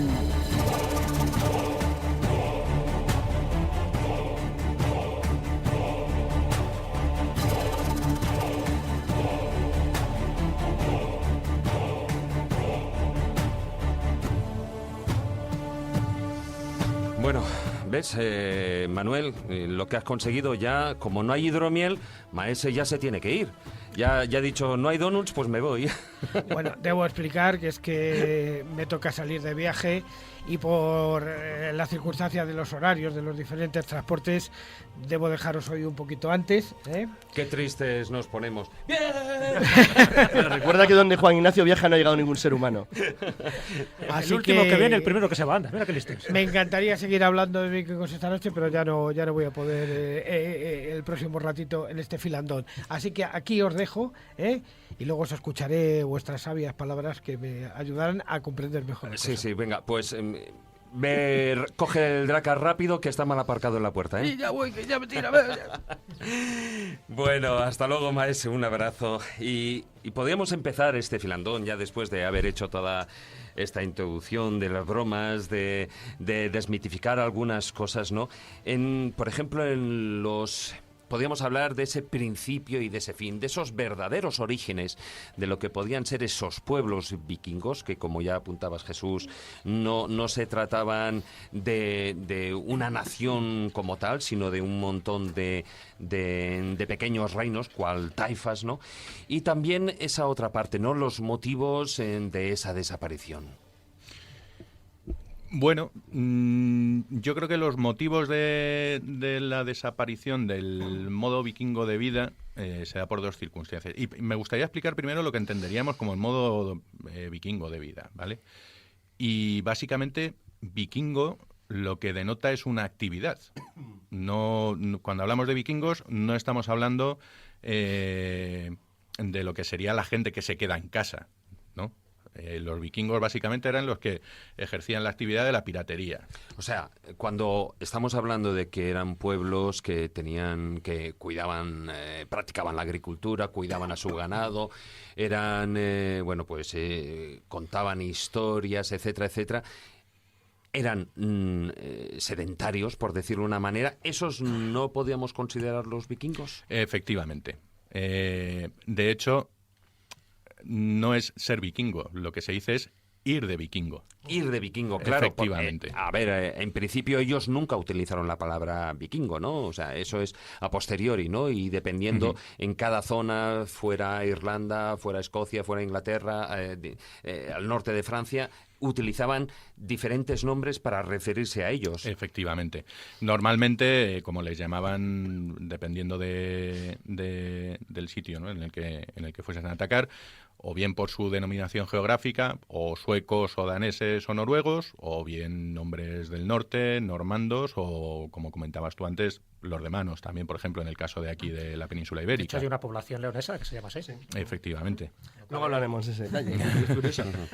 Antes Manuel Berrocalá estaba hablando un poco de esos mitos, ¿no? Para desmitificarlos, esos tópicos. Para ti, ¿cuál sería el mayor tópico, la mayor aberración que se ha dicho sobre los vikingos y que no se haya mejor expresado aquí? Porque yo creo que esa es una de las funciones que tiene hoy este programa, es decir, poner los puntos sobre las íes y sobre todo pues desmitificar ciertas cosas que la gente cree que son auténticas, o bien por la iconografía o bien por las películas que se han hecho. Bien, yo creo que precisamente a raíz de los textos históricos que nos han llegado, que tenemos que tener en cuenta que han sido escritos por cristianos y refiriéndose a los últimos paganos de Europa, se ha exagerado mucho siempre la bestialidad y la brutalidad de esta gente. Y creo que dentro de esos grandes errores o esos mitos hay uno del que se habla muy pocas veces, y es el caso de que fuesen machistas, por decirlo de alguna manera, entendiendo que en aquella época, en la mayoría de los países cristianos y los musulmanes también, efectivamente eran tremendamente machistas, ¿no? Pero lo cierto es que eso es una tremenda equivocación. El papel de la mujer a nivel social era tremendo. De hecho, por poner varios ejemplos... ¿Era una sociedad matriarcal? Tampoco. Cada uno tenía repartido sus tareas, por decirlo de alguna manera, y eso aportaba equilibrio a la sociedad, ¿no? Por ejemplo, la mujer, cuando se casaba con su hombre, uno de los rasgos, ¿no? O uno de los atributos que le daban eran las llaves de la casa. Eso el hombre no lo tenía. La mujer era la que aportaba el orden social en el hogar. Realmente, por decirlo de alguna manera, se adueñaba de la casa en la que vivía, independientemente de que fuese del marido o no, ¿no? Entonces, toda la gestión de la granja realmente la llevaba la mujer adelante. Luego después hay otra cuestión, por ejemplo, si la mujer consideraba que su marido no le satisfacía de manera razonable, tenía todo el derecho del mundo a divorciarse de él y él no podía reclamar. Bueno, realmente a divorciarse no, le ponían la puerta. Hay una cosa, una pequeña matiz. Otra manera de llamarlo. Obviamente lo que acaba con el mundo vikingo es la cristianización, la conversión de las zonas tribales de Escandinavia en los reinos actuales, es decir, en Dinamarca, en Suecia y en Noruega. Eso acaba con los vikingos por se integran a la sociedad occidental, pues como pasó con los húngaros, o como pasó con por cierto, siempre se olvida todo uno de ellos, el último reino pagano de Europa, que es Lituania, que no se convierte el rey Jagellón hasta finales del siglo XIV. Pero claro, una vez que tú te conviertes, aceptas todo lo que eso significa ya de cultura, sistema de vida, pues automáticamente te conviertes en un país más de Europa Occidental y por tanto desaparece tu rasgo distinto o separado. Sobre todo cuando se cristianiza, ¿no? Claro. A partir de ahí, ya en el siglo XI... Hay un momento previo a la cristianización y que se da entre finales del siglo VIII y principios del IX, en el que, vamos a ver, los grandes señores guerreros vikingos no eran tontos, ¿no? Entonces ellos se fijaron en que en el resto de Europa, pues el rey decía algo, todo el mundo le hacía caso, ¿no? Y el rey básicamente tenía a todo el mundo muy tranquilo con su religión, ¿no? Con el cristianismo, pues conseguían mantener como un perfil bajo entre el pueblo, ¿no? Sí. ¿Qué ocurría? Culturalmente los reinos vikingos, bueno, los reinos vikingos no podemos hablar de reinos todavía, pero sí de aspirantes a reinos, porque ya hay una serie de reyes que sí que quieren unificar territorios y empezar a tener sus reinos, ¿no? A fundar el reino de Noruega, por ejemplo, es el... Sí, bueno, eran reinos más pequeñitos, ¿no? Efectivamente, eran pequeños reinos. Sí, sí. Pero bueno, nos encontramos con que hay un pequeño cambio religioso y es que Odín pasa a ser la principal deidad. Y no solo eso, sino que a partir de ese momento histórico, el resto de los dioses empiezan a ser considerados sus hijos. Es decir, empiezan a hacer una especie de simulación cristiana dentro de su propia religión, cuando anteriormente, entre los dioses, por ejemplo, los textos mitológicos de las Edas, nunca se dice que un dios es más que otro. De hecho, los dioses, siempre que tienen que resolver algo, se reúnen en asamblea, ¿no? Pero empieza a crecer el culto a Odín como una especie de asimilación cristiana para tratar de asociar a Odín precisamente a la clase dirigente, ¿no? De alguna manera dejar el resto de los dioses por debajo, Frey, por ejemplo, en el caso de las cosechas, etcétera, Thor también con la prosperidad, las tormentas y la guerra, de tal manera que se trata de diferenciar todavía más a la élite de los demás. ¿Qué ocurre? Aún así eso no funciona. Y es por lo que al final la élite social acepta la conversión al cristianismo. Porque en un principio los que se convierten son los aspirantes a reyes, pero no el resto del pueblo. Luego después, esos mismos reyes son los que fuerzan la conversión a base, además, de auténticas barbaridades. De hecho, hay un rey que es el que luego se convierte en rey de Noruega y luego en el patrón de Noruega, Olaf. Es decir, un rey sanguinario que luego se le eleva a los altares, ¿no? Precisamente porque de alguna forma se reconstruye toda su imagen histórica para quitar la parte sanguinaria y para quedar la parte más noble de él. Entendamos además que esa imagen de Odín nace sobre todo porque Odín en su momento es crucificado y se ofrece para como de alguna manera cordero para el mal del mundo. Esa imagen es la que luego utilizan en un momento determinado para deificarle más sobre el resto en relación a la influencia católica. Es curioso cómo, bueno, si hablamos cuando nos metamos ya un poco en la mitología vikinga, que a mí particularmente me interesa, ¿no? Porque, de hecho, Carlos y yo, pues muchos de los estudios que hemos hecho a nivel antropológico tienen que ver con esa tradición vikinga, cuando se habla, por ejemplo, de los enanos, de los elfos, en fin, que va derivando... Los elfos de la luz, de la oscuridad, claro, son terminologías escandinavas. Pero que luego llega perfectamente a España y luego se asimila también con las creencias internas que hay aquí. Pero, por ejemplo, cuando ya se empieza a cristianizar, lo que tú decías, Jesús, es decir, Odín, que es que era pues un dios dentro de ese panteón, del Asgard, ¿no?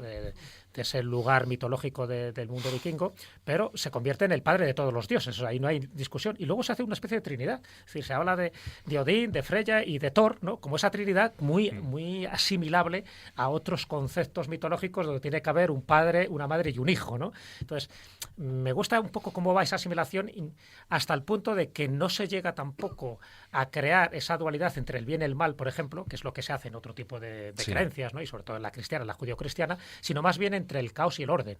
Entonces, ese tipo de mitología muy relacionada pues con su idiosincrasia, es decir, con la forma que tenía de concebir el mundo, ¿no? La cosmología que tenían los vikingos, era más bien entre el caos y el orden, no tanto entre las fuerzas de la luz y de la oscuridad, o entre el mal y el bien, aunque luego se asimiló en el cristianismo. Efectivamente, además, el caos, por ejemplo, no se considera ni bueno ni malo. Claro.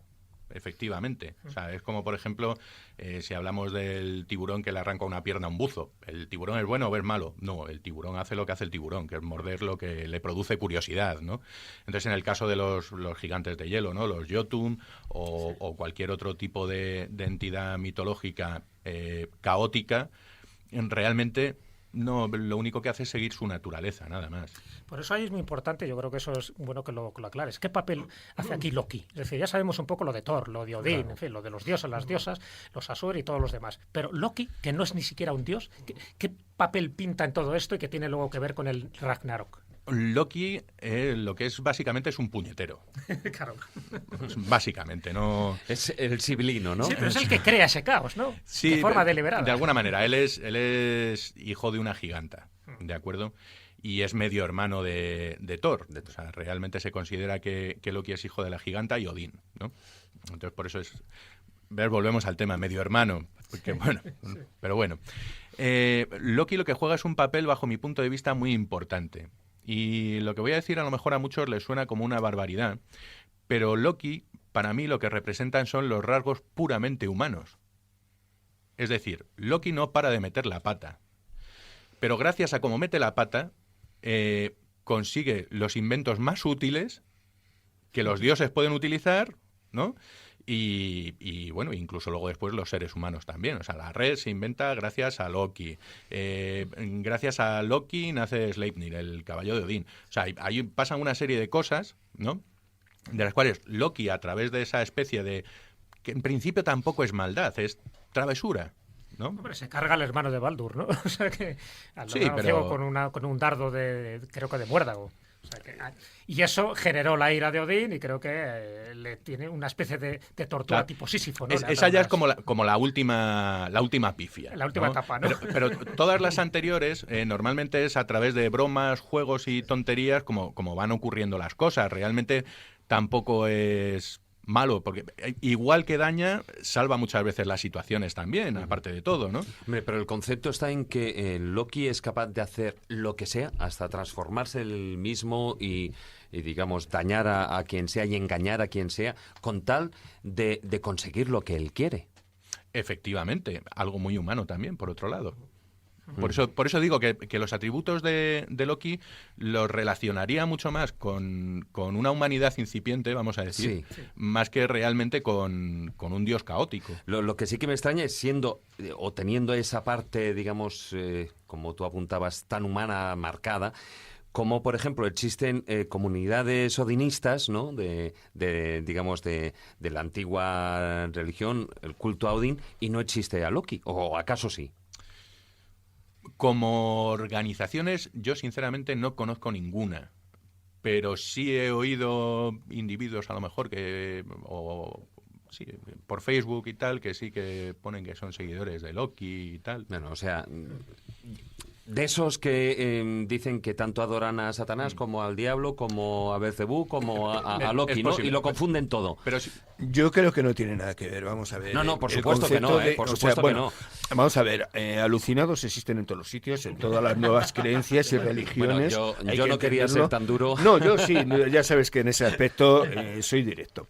La figura de Loki hay que entenderla directamente como el concepto de que el hombre puede alcanzar los más altos cuotas a nivel del conocimiento y meter la pata de la manera más burda que exista. Lo cierto es que yo conozco en los años, hace aproximadamente unos 10 14 años. Entré en contacto con un grupo que se dedicaban de alguna manera a lo que era la proyección, pero de la recreación visual. Y en un momento determinado, uno de los juegos que consistía era eso, jugar con los distintos dioses de las religiones. Cada uno hablaba en un momento determinado de aquel que más le interesaba y de alguna manera intentaba explicar. Era un sistema de proyección, es decir, a través de esa figura él contaba todos sus problemas. Era un proceso claramente psicoanalítico. Bueno, pues la realidad es que Loki era uno de los personajes más utilizados, sobre todo por aquellas personas que sabían quién era. ¿Por qué? Porque se sentían perfectamente identificados, eran capaces de entender ese juego de que hoy soy bueno, mañana soy malo. No, es que no soy bueno ni malo, es que tengo que ser un superviviente. Y hay que entenderlo desde ese punto de vista. Sin duda alguna, Loki es el superviviente, es el ser humano. Somos, pues eso, como las cucarachas, que no hay manera de acabar con nosotros, ¿no? Pues esto es un poco lo mismo. Hay que entenderlo así. Y no podemos hacer asociaciones ni de Dios, ni de maldad, Dios, porque no existe maldad. O sea, la naturaleza, que de alguna manera sería algo que sería la representación de la manera de ese caos de Loki, no es buena o mala, se acabó. Sí, además que tiene que cumplir un papel tanto en el inicio como en el final, ¿no? de este universo, de esta civilización, porque el Ragnarok, yo creo que es importante también tocarlo ahora, es decir, es una cosmovisión que tienen los vikingos donde se sabe cómo se crea, pero se sabe que justo en la creación está el germen de su destrucción. Efectivamente. Es decir, que no hay escapatoria, por lo menos hasta que no se renueve el ciclo, y creo que tanto Odín como Loki, en fin, y como los gigantes y como los elfos y tal, todos tienen un papel principal en ese último acto que tiene que llegar, que es el famoso fin del mundo, el Ragnarok. Efectivamente. Bueno, solamente por matizar una cosa, lo que sí que no hay constatado bajo ningún punto de vista históricamente es un culto a Loki.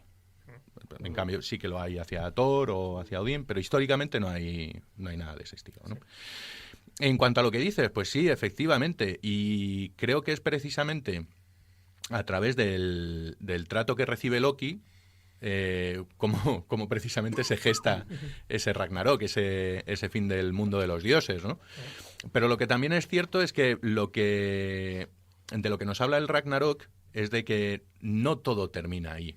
Sobreviven los hijos de Thor, que de hecho cuidan el martillo y vagarán por Idavellir, ¿no? Que se supone que es un lugar paradisíaco. O sea, si te fijas, es que hasta los dioses tienen su cielo, por decirlo de alguna manera, ¿no? Sí. Y después de ese mundo complicado y turbulento en el que viven, hay una especie de paraíso para ellos también, ¿no? De hecho, además, pues se supone que a partir de ahí es como que todo vuelve a empezar, ¿no? Y es bastante curioso porque, bueno, si te fijas, la mayor parte de las religiones antiguas, no monoteístas, siempre hablan de ese ciclo imparable. La única quizá, vamos, en cuanto al judaísmo y a la religión islámica, no estoy muy seguro, pero la cristiandad nunca ha hablado de ese ciclo. Tú te mueres, vas al cielo o al infierno y punto pelota, se acabó la historia, ¿no?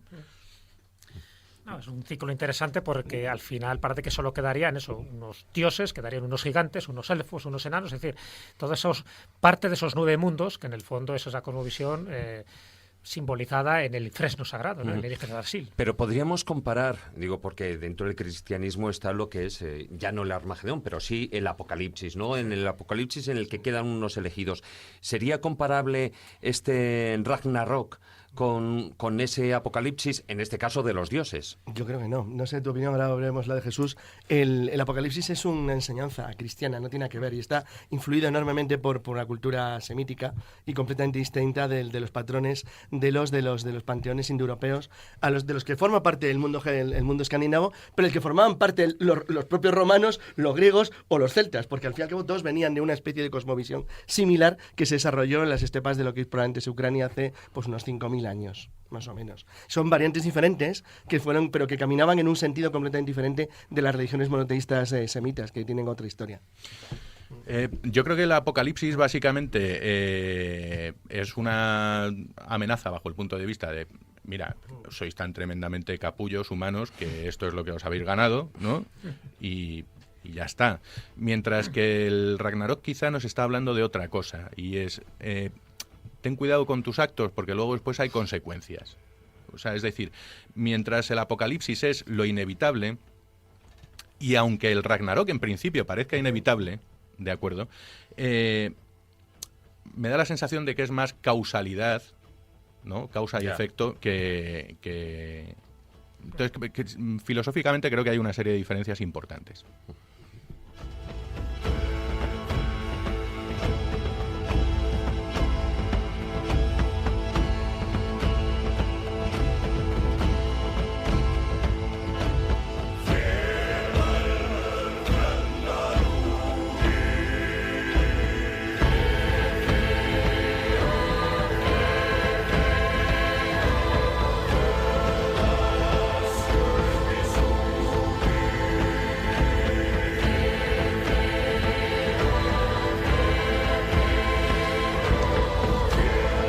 Continuamos con este filandón aproximadamente a las 11:20 de la noche.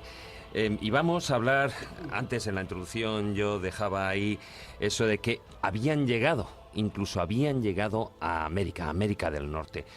Y ahí hay un mapa, ¿no? De ese mapa de lo que podía ser Vinlandia, esa supuesta Vinlandia, en la que correspondería parte de la costa este de Norteamérica, ¿no? ¿Se tienen pruebas de que realmente eso fue así? ¿De que llegaron, estamos hablando yo creo, en el siglo 1000 aproximadamente, que llegaron? Sinceramente creo que sí. El año 1000. El año 1000. El año 1000, perdón. El siglo 1000 creo. El siglo 1000 no. Bueno, no, a ver, honestamente creo que las pruebas son lo suficientemente sólidas. No tanto el mapa de Vinlandia, que parece falso. Aunque ahora está discutido otra vez. Sí. Cuidado, están discutiendo otra vez. Sí, esto es como el rol. Sí, unos días es bueno, otros no. Pero lo que sí que es verdad es que hay indicios más que sobrados para pensar que llegaron a América, incluso bastante al sur, hasta probablemente las cuestas de lo que hoy es el estado de Nueva York, al sur de Nueva Inglaterra. No sería nada raro, por otra parte, es también muy probable que llegaran, como hemos hablado siempre, navegantes a lo largo de todos los tiempos. En el caso de los normandos, de los vikingos, no hay que olvidar que las colonias principales de Groenlandia no estaban en el lado oriental, sino en el occidental, es decir, al otro lado, ya tocando, tenían América delante, o sea, enfrente. Aunque el sur hubiera sido por una tormenta y casualidad, hubieran llegado seguro. Es algo así como si alguien discute, no sé, la llegada de los portugueses a Australia. Pues seguro que llegaron, joder, es que están enfrente de Timor. Es decir, ¿cómo no van a llegar? Pues claro que llegaron. Es decir, llegaron con seguridad. Otra cosa es que, por supuesto, no tienen la noción de saber que habían llegado a un territorio nuevo que formaba un continente. Eso nunca lo supieron ni les interesó lo más mínimo. Pero, desde el punto de vista práctico, es decir, de lo que es llegada, intento de colonización, yo creo que hay pruebas bastante sólidas. No, bueno, yo creo que nadie discute, ¿no?, que estuvieron en América del Norte. Pero además era, yo creo que una deriva lógica. Descubren Islandia, se asientan en Islandia, llegan a Groenlandia. Lógico, Eric el Rojo, y además lo llama Groenlandia, yo creo que con cachondeo, ¿no? Sí. La tierra verde. Aparentemente en aquella época sí era verde. Yo creo que había una cierta ironía ahí, porque yo creo que incluso en aquella época tenía que haber bastantes hielos. Y luego, pues lógicamente, si sigues en dirección al oeste, te tienes que encontrar por lo que se encontró el hijo de Eric el Rojo, ¿no? Claro, pero no parece lógico. O sea, a ver, yo estoy haciendo un poquitín de abogado del diablo, es decir, no parece lógico si cuando ellos rodean lo que es la parte oeste de Europa y se encuentran con temperaturas más suaves, más cálidas, con otro tipo de alimentación, en cambio si continúan viajando como estaban haciendo en dirección oeste y se encuentran en Groenlandia con ese frío, ¿para qué van a continuar en esa dirección? Eran parte de un mundo nórdico en el que vivían y en el que se desarrollaban y en el que entendían que era su cultura y su mundo. Además había otra ventaja, y es que en Islandia no hay ninguna oposición porque no hay nadie. En cambio, si tú intentabas hacer algo en la Europa del Sur, te encontrabas enemigos poderosos y peligrosos, incluso más fuertes que ellos. Pero en Islandia no había nadie. Aparte de todo, creo que para comprender esto que preguntas, es muy importante darnos cuenta también un poco del sistema legal que tenía esta gente. Sí. Entonces, si tú, por cualquier motivo, eras proscrito, lo más normal era que te apartasen socialmente. Como Eric el Rojo. Efectivamente. Claro. Y, bueno, pues probablemente acabar muerto. O sea, ese es el motivo, por ejemplo, por el que Egil Skallagrímson acaba en Islandia, por el que Eric el Rojo acaba en Groenlandia y por el que su hijo acaba yéndose también. Era, ¿no?, la Siberia del momento, ¿no? Efectivamente. Sí, todos proscritos. O te ibas o perecías. No podías volver a ningún otro sitio conocido. Luego después, como has comentado tú antes, irte a un territorio hostil, como podía ser, pues yo que sé, la península ibérica o cualquier otro sitio, pues bastante difícil. Pero es que además, yo hace tiempo estuve discurriendo una cosilla, alguno que me vea por la calle me va a intentar soltar un guantazo por esto que voy a decir, pero hay una serie de hechos curiosos que a mí me indican que todavía llegaron bastante más al sur. De hecho, opino que a Latinoamérica. Y esto se dio por una cuestión muy, muy sencilla. Una vez hablando con una señora latinoamericana, me dijo que ella leía runas, ¿no? Y me dijo, pues mire, me gustaría ver cómo hace usted esto y tal. Entonces la señora extendió un trapito y sacó 5 o 6 piedras de colorines. Y ahí no había ninguna runa escrita. Entonces yo pensé, bueno, esta señora me está tomando el pelo, ¿y dónde están las runas? Y la señora me dice, pues aquí en el paño, ¿no las ves? Y yo, bueno, no señora, las runas son esto. Y le empecé a dibujar, ¿no? Runas y tal. No, es que en lengua quechua, runa significa piedra. Ya. Entonces, bueno, luego después hay otra serie de... A ver, lo complicado es que normalmente la arqueología se limita a su campo, por ejemplo, los historiadores se limitan al suyo, pero luego después te encuentras con otra serie de cuestiones, pues, que pueden ser lingüísticas, por ejemplo, cuestiones genéticas también. Sí, más antropológicas. Efectivamente, además. Que, bueno, pues nos pueden dar indicios de otras cosas. Luego, aparte de todo, ¿qué sentido tiene que un proscrito que ha sido expulsado de su territorio se vaya a la península del Labrador, se encuentre indígenas hostiles y va a volver a un sitio donde sabe que le van a matar, encontrando un territorio nuevo que no conocen de nada? Lo lógico es seguir explorando, ¿no? Ya. Hombre, ahí habría que ver si, digamos, las corrientes marinas lo podían llevar por esa costa este de Estados Unidos. Sí, y bajar, una vez que bajan de la hasta... península del Labrador es relativamente sencillo. Lo difícil era llegar hasta allí. Luego, una vez que alcanzan las costas de lo que es la zona norte de Canadá, nororiental, no es tan complicado bajar. Y eso sería bastante sencillo. El problema es que siempre, de haberlo hecho, fueron siempre pues, muy pocos, un puñadillo, o sea, muy poca gente y sin una organización detrás, estatal o gubernamental administrativa que les permitiera hacer lo que hizo España luego en el siglo XV. Claro. Sí, bueno, pues lo que digo que ya ha quedado totalmente demostrado que 500 años antes que Colón ellos estuvieron en América del Norte, porque ya no es por lo que estamos comentando, sino que se han encontrado restos de barcos, claro, se han encontrado mucho. Utensilios, incluso de zona de cultivo. Se sabe perfectamente que en la península del Labrador, que es lo que llaman ellos Marklandia, y lo que sería Terranova, que sería Vinlandia, porque encontraron muchas viñas, pues eso forma parte de Pero esa fijaros costa que lo difícil que era colonizar esa zona, que la colonia más antigua que hay en América del Norte por europeos es la de Fagundes, que la establece, era un azoriano, era de los Azores, que la establecen en la costa de lo que hoy es el oriente canadiense a principios, en los primeros años del siglo XVI. Y la tienen que abandonar porque era insostenible vivir en esas latitudes, esas zonas. En la América del Norte se tarda mucho en colonizar por europeos, era muy complicado. Sí. Bueno, y vamos de allí, hablando de esos viajes, y estamos hablando de esas conquistas. Uno de los, no sé si mitos de los que se hablan sobre estos pueblos vikingos era el tipo de armas y el tipo de tecnología que podían tener. Sobre ese tema también, bueno, pues yo me imagino que hay muchas falsedades escritas, ¿no? Por ejemplo, ya no era su rudeza física, sino aparte, bueno, sus armas, digamos, sus espadas, mandobles, no sé, Carlos, tú ahí, no sé cómo lo denominarías, los herreros, pero esto es importantísimo. el metal que tenían... Magnífico. Era bueno. Buenísimo. Los herreros, pero no solamente los escandinavos, es decir, los herreros germanos de los artesanos que hacían espadas para los jefes germanos del siglo V, cuando cae el Imperio Romano, hay espadas asombrosas, pero asombrosas, con plegamientos y torsiones que no se consiguieron hasta los aceros especiales del siglo XIX. Eran verdaderas obras de arte, pero claro, a categoría de reyes, solamente para los más poderosos y los más ilustrados y los más ricos. En el caso vikingo, los vikingos eran comerciantes, con lo cual ellos utilizaban mucho espada franca, una espada muy ancha, muy pesada, que utilizaron también como elemento de comercio, porque se extendió por toda Europa, y luego, por supuesto, sus gigantescas hachas de guerra, que eran unas armas junto con las lanzas de Fresno, que eran las armas clásicas suyas. De hecho, después de todas las incursiones vikingas en Francia, se prohibió a los francos comerciar hojas de espadas con los vikingos. Discrepo un poquito en cuanto al peso de las espadas. Yo tengo una réplica de una espada del siglo VIII con el mismo peso, y las espadas te varían de peso entre 800 gramos y 1200. Es decir, esta gente no era tonta. Los escudos, por ejemplo, también son tremendamente ligeros. Y yo creo que, además, teniendo en cuenta las tácticas que utilizaba esta gente, lo lógico era utilizar esas armas que son ligeras, que te permiten tener mucha más resistencia en combate y bueno, pues poder moverte mucho más rápido. Estamos hablando, además, de armas cortas. Una espada vikinga tendría unos 86 centímetros. Sí, no eran más largas. De aproximadamente. hecho, no eran O tan sea, largas. no era un mandoble. No era mi mano y media como la que visteis. No, que por cierto, claro, es una arma mucho más moderna, es del siglo XVI, y por lo tanto 15-16 es mucho más ligera. Tal. Pero eran armas buenas y de mucha calidad. Y además se les reconocía como tal, es decir, que tenían buen armamento.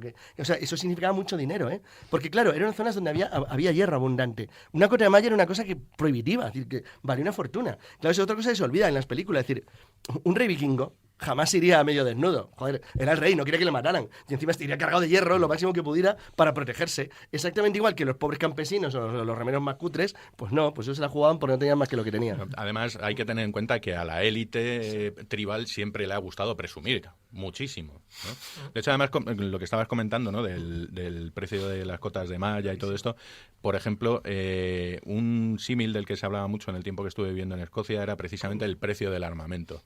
Entonces se calculaba que una cota de malla podría costar lo mismo que a día de hoy un chale adosado de estos, en plan un chale de lujo, vamos a ir ahí a lo potente, y una espada lo mismo que un coche deportivo de lujo. Entonces, imaginaos lo que eso supondría a día de hoy, ¿no? Para cualquiera. Se pasaban de padres a hijos porque era una herencia fabulosa el tener una espada. Bueno, pero el arma principal en las batallas no era la espada, no era la lanza, era el hacha. Además que la lanzaban con una maestría perfecta. Efectivamente, nos encontramos ante ya lo que serían las tácticas de combate. Entonces, normalmente, esta gente lo que utilizaba, si se encontraban en un territorio hostil en el que no había excesiva resistencia, no necesitaban realmente ni siquiera tener una formación, ¿de acuerdo? Pero cuando sí se encontraban ya con un ejército organizado, solían basar su táctica en el muro de escudos principalmente. Entonces esto lo que consistía es en un muro de escudos, como propiamente, ¿no? dice la palabra, en el que delante iban los guerreros mejor equipados, los mejores protegidos, además porque eran los que tenían que seguir cuidando su reputación. Un líder que no estuviese en primera línea, nadie le seguía. O sea, igual que hoy en día, ¿no? Sí, igualito. sí, igualito. Entonces, acto seguido detrás, tendrías guerreros tirando más a élite guerrera, pero no tan bien equipados. Esta gente, en el caso de los daneses, por ejemplo, que son las hachas grandes de las que hablabas antes, en el caso de los daneses lo que utilizaban eran pues unas hachas que el astil podía medir tranquilamente 2 metros, ¿no? Sería casi como una especie de alabarda primitiva.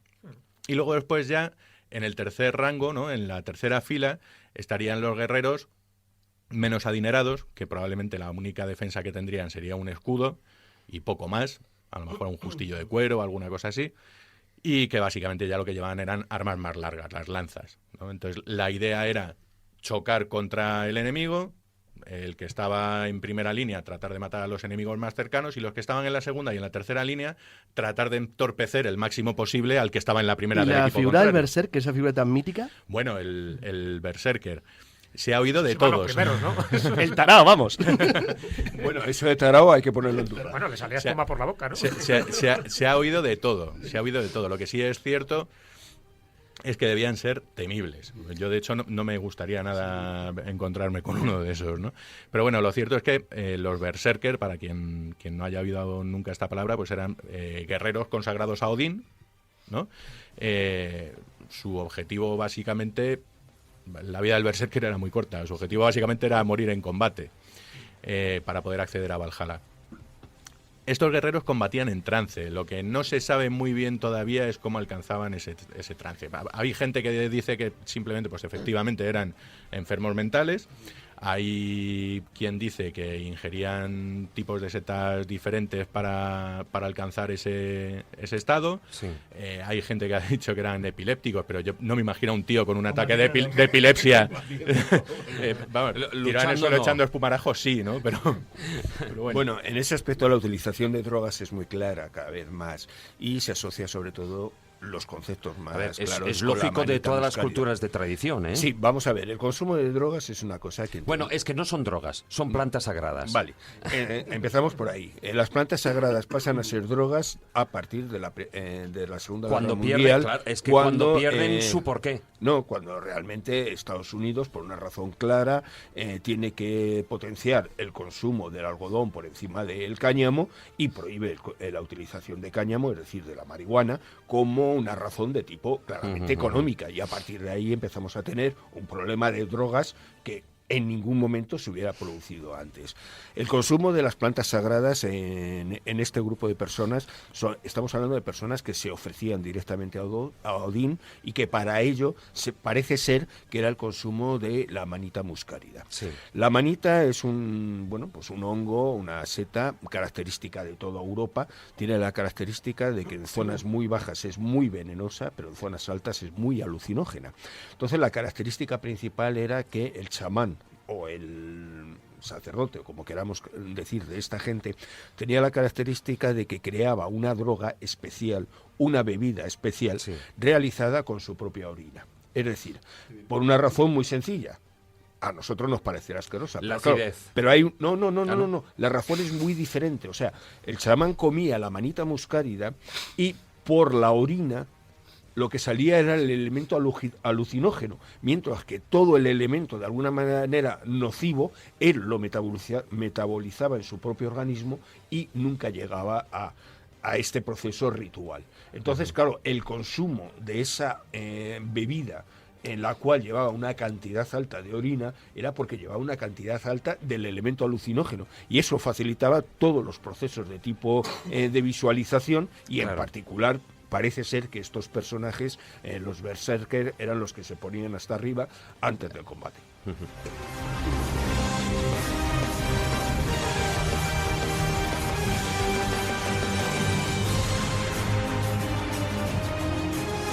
Bueno, entramos en esa última parte del filandón en el que, bueno, ya estamos hablando de esas tradiciones, entre otras, bueno, pues por lo que podía ser ese consumo de plantas sagradas y sobre todo, bueno, de esos rituales.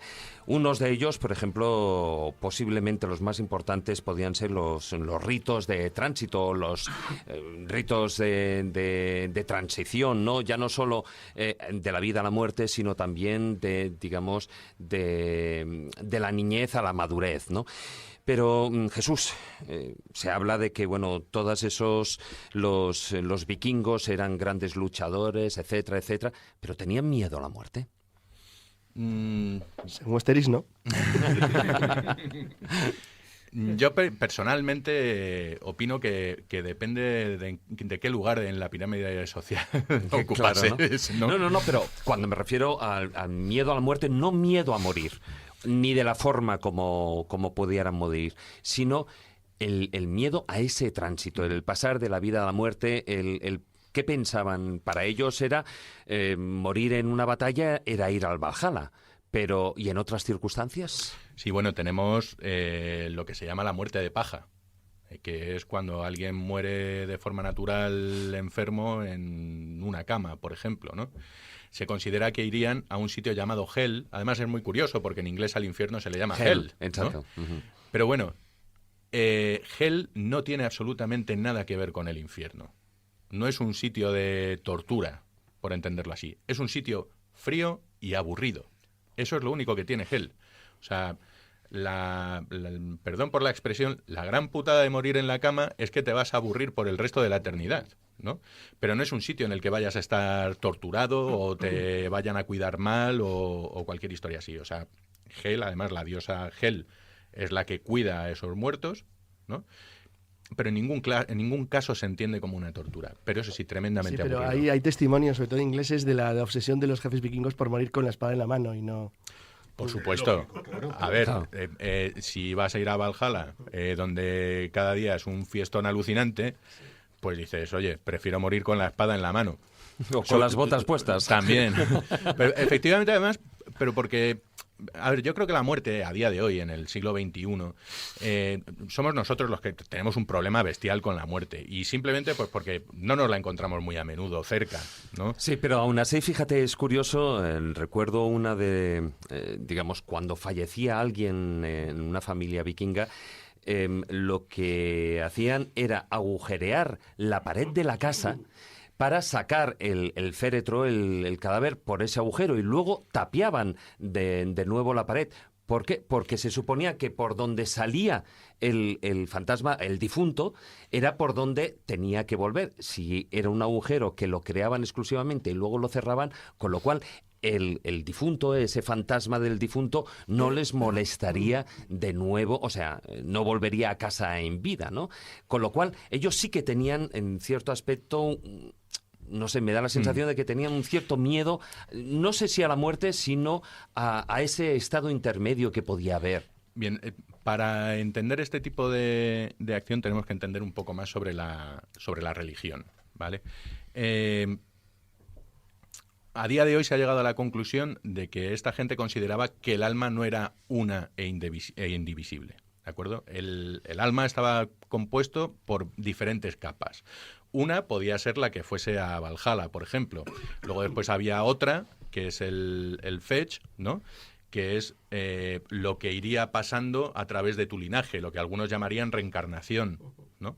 Pero realmente, si te fijas, no es que tú te reencarnes, sino que lo que sería tu récord, ¿no?, de esa vida pasaría a tus descendientes. Uh-huh. Y hay otra parte que sí sería posible que se quedase dando la lata un poquito por la Tierra Media, vamos a decir, ¿no? De ahí, de hecho, además viene también el parte de la mitología de los zombies. Hay una figura que son los Draugr, y de hecho en varias sagas se habla de ellos, ¿no? De gente que se mete en un túmulo porque ha hecho una apuesta o porque ha hecho una promesa o simplemente por robar o cualquier tipo de cosa similar, y se encuentra con que a lo mejor, pues, en el caso en el que expongo ahora, el muerto era un amigo suyo. Entonces había un caballo, creo que también un ciervo y un perro. La primera noche el muerto se levanta y se come al caballo, la segunda noche se come al ciervo, la tercera al perro, y a la cuarta se va por su amigo, que le está velando dentro del túmulo, ¿no? Entonces, personalmente no creo que fuese miedo a la muerte. Pero sí que es cierto que la frontera entre los diferentes mundos, entre los 9 mundos de Yggdrasil, ellos consideraban que no era tan gruesa o tan difícil de franquear. Ya. No, ellos lo que tenían muy claro, igual que le pasaba también a todos los pueblos celtas, es que había que morir en combate. O sea, el concepto de heroísmo que te daba el morir en combate, el morir blandiendo la espada, te daba como un acceso directo al cielo, claro, a la Valhalla, claro. Y además es cuando te recibían las valquirias. Pero, perdona, pero es que eso mismo también lo tenemos con la religión musulmana. O sea, es diferente, pero el concepto es distinto. El de los vikingos se parece más al de Aquiles, al de los griegos, al de los... Es una cosa diferente. El Islam se basa en una creencia sobre la religión, es distinto. Es decir, no sobre una especie como de patrimonio cultural de estirpe que tiene un lugar. Es distinto. Es decir, el Islam es ahí es más global, fíjate, el Islam es más mundial, más internacional, coge todo.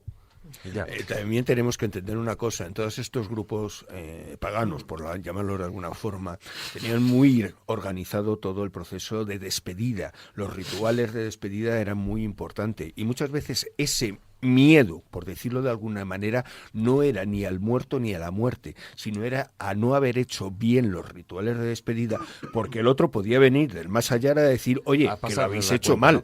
Y entonces ese era el respeto principal. Estamos hablando de culturas en las cuales realmente el error es el que tenemos nosotros. O sea, nosotros medimos la vida y consideramos la muerte como el final de esa vida. En realidad, para ellos, normalmente la muerte, el estado de la muerte era el estado normal, el estado espiritual, y la vida era el desastre de venir a este mundo. Entonces, buscabas el liberarte de aquí por encima de todo. Y bueno, tenemos 2 minutitos que sí que me gustaría aprovechar para... Bueno, hay una figura que cuanto menos llama mucho la atención dentro de la cultura y de la vida cotidiana de los vikingos, y son los ergi. Bien, los ergi. El tema de los ergi es muy curioso. Para comprender un poco la figura del ergi voy a hablar primero de los 2 tipos de magia, entre comillas, que se daba en esta cultura. Y es importante además el concepto de magia. La magia no se entiende tal y como la entienden los judeocristianos, que es decir, cojo, hago un ritual, invoco a una entidad, la subyugo, ¿no?, y a través de su sumisión me hace favores y tal. No. Esta gente entendía la magia como la aplicación de su fuerza de voluntad para conseguir modelar su entorno, ¿vale? Por un lado tenemos la magia rúnica, que es una magia que investiga, vamos a decir, el lado ordenado del ser humano, que es su mente. Sí. Y por otro lado, la magia Seidir, que lo que hace es basarse en las reacciones químicas es lo que sería el chamanismo puro y duro, a través de sustancias alucinógenas, etcétera, ¿no? La magia Seidir era puramente femenina, por principio, y la magia rúnica o Galdor era la masculina. Pero resulta que había una figura que era el Ergi, que era el hombre que practicaba la magia femenina y que se travestía, de hecho, para poder practicar esa magia. No se tiene muy claro si solamente eran travestis o si podían ser homosexuales también, pero lo cierto es que el término Ergi no tenía para nada una connotación peyorativa. Ya. No era una cuestión por la que se pudiese juzgar a esa persona, y más teniendo el poder que podía tener como Seidir. De todas formas, el tema de la homosexualidad, refiriéndonos a los Ergi, tampoco iba a ser juzgada siempre y cuando ellos hubieran cumplido con lo que era la orden del clan, es decir, si se habían casado y tenían hijos, que eso era una de las partes importantes para la continuidad del clan, me imagino.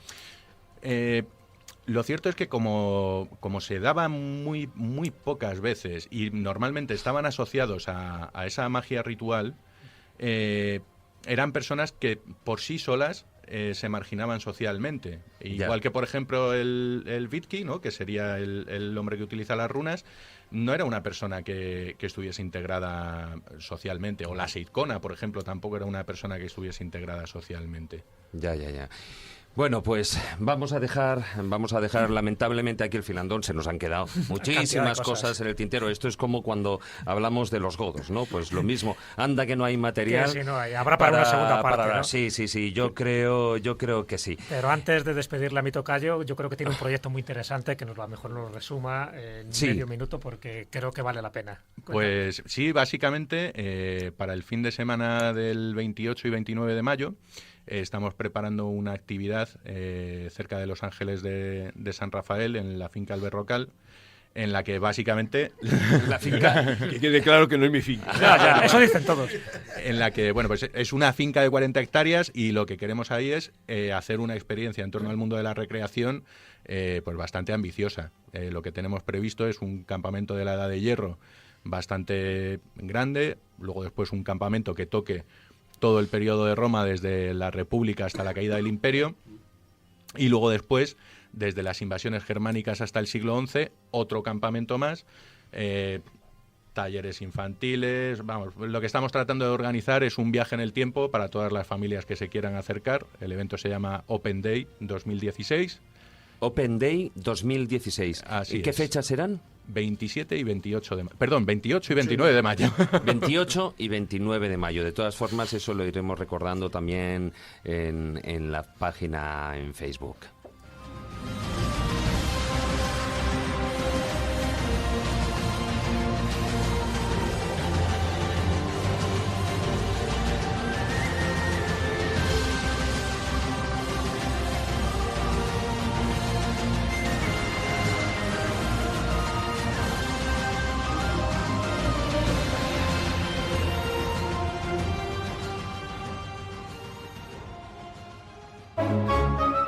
La escóbula de la brújula.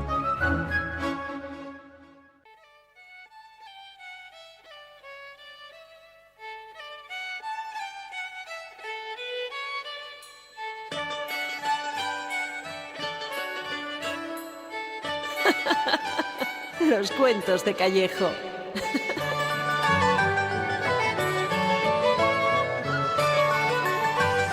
Bueno, ya que el programa lo llamamos Una de Vikingos, yo me imagino que el cuento evidentemente será Uno de Vikingos. O sea, ¿me has traído a Vicky el Vikingo? Sigue entusiasmado ahí en su barco. Estoy entusiasmado. Así que en este caso no he traído un cuento, sino más bien una leyenda, porque cuentos vikingos no conozco yo muchos, por lo menos en España, porque he querido asociar tanto la península ibérica, en este caso la parte cantábrica, con los vikingos, que es donde más presencia tuvieron.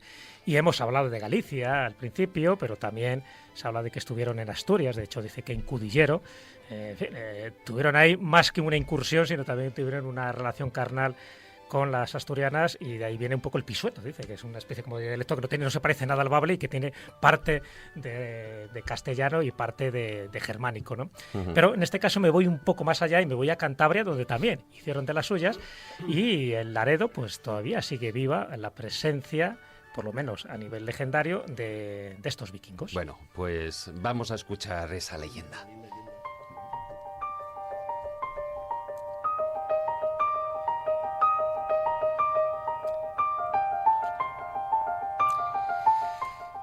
Tras el incendio de la ciudad gallega de Tui en el año 1015, cuenta la leyenda cántabra que decenas de vikingos desembarcan en la playa de Laredo.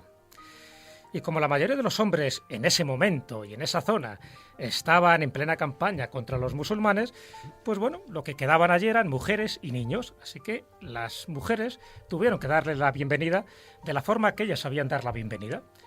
Se acercan los vikingos y lo que no se podían imaginar es que no iban a encontrar ningún tipo de posición y que había toda una fiesta. Habían organizado las mujeres una fiesta para que los vikingos se encontraran agradablemente y confortablemente recibidos. Y les preparan un vino de Rivadavia, con mucha generosidad. Ellos estaban encantados, mujeres, vinos, ¿qué más podían pedir? Y encima sin ninguna víctima. Y parece que había alguna bruja por allí, hasta el punto de que en esas bebidas incluyó un bebedizo a base de un tóxico que estaba recogido directamente de las hojas del boj, del árbol del boj, que sabemos que tiene esas propiedades alucinatorias, pero en este caso también paralizantes, porque a medida que los vikingos iban bebiendo ese vino de Rivadavia, bueno, la embriaguez era tremenda, y cuando empezaron a tener otro tipo de inclinaciones, no les dio tiempo a abusar de las cántabras, porque empezaron a caer en un largo letargo. Y tan largo letargo que las mujeres se dieron cuenta que habían triunfado, que habían ganado aquella batalla incruenta, porque una vez que ya estaban totalmente groguis todos estos vikingos, los fueron depositando en una caverna que había justo debajo del pueblo, donde ahora se produce toda la movida en Laredo, y en esa caverna, en una especie como de letargo eterno, sin morir, todavía permanecen hasta que llegue el momento del Ragnarok.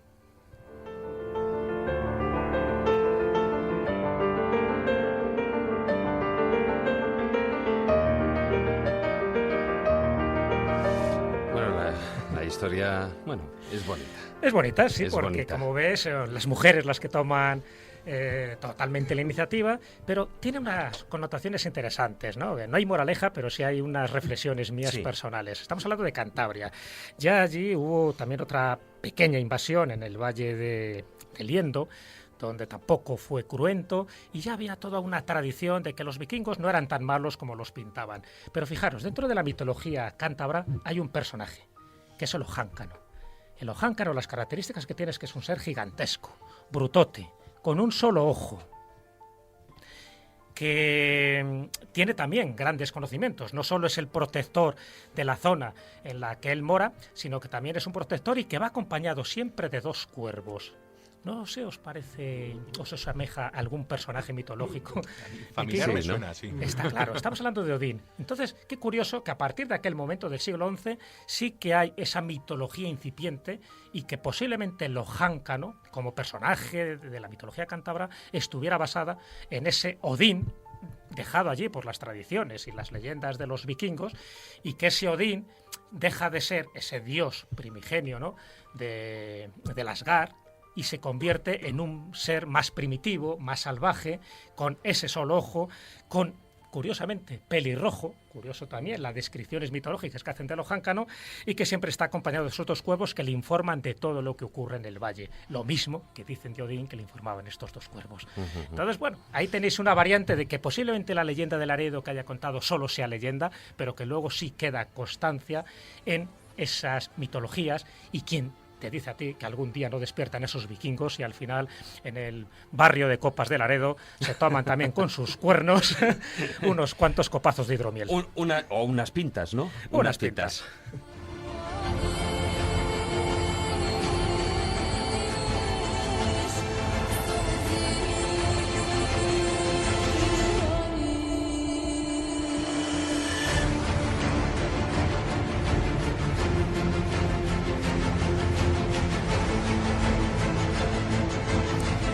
Bueno, pues hasta aquí ha durado este programa.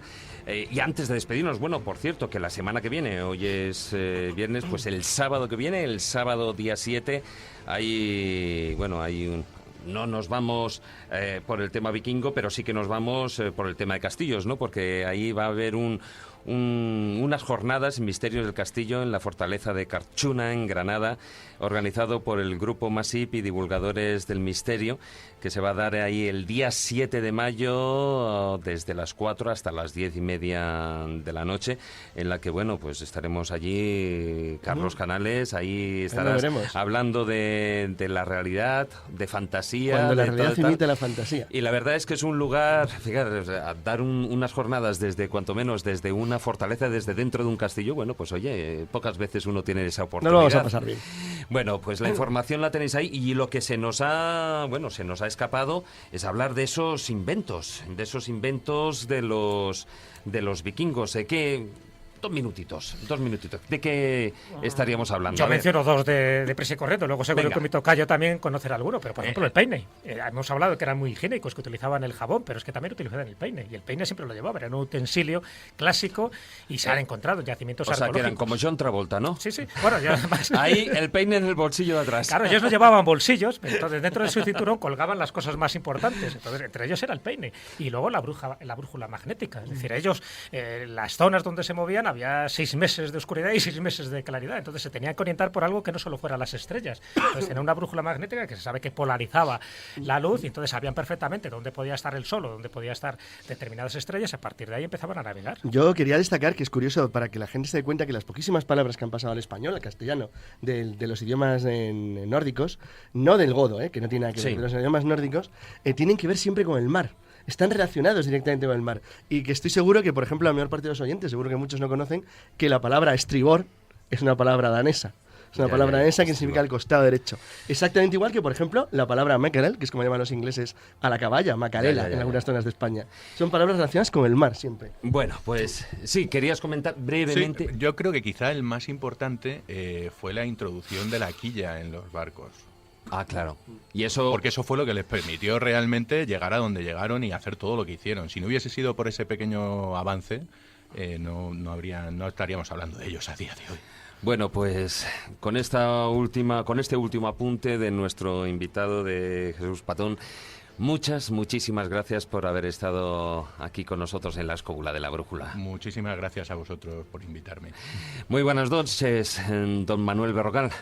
Muy buenas noches. Solo decir eso, recordar que creo que tenemos que aprender muchas cosas todavía de los vikingos.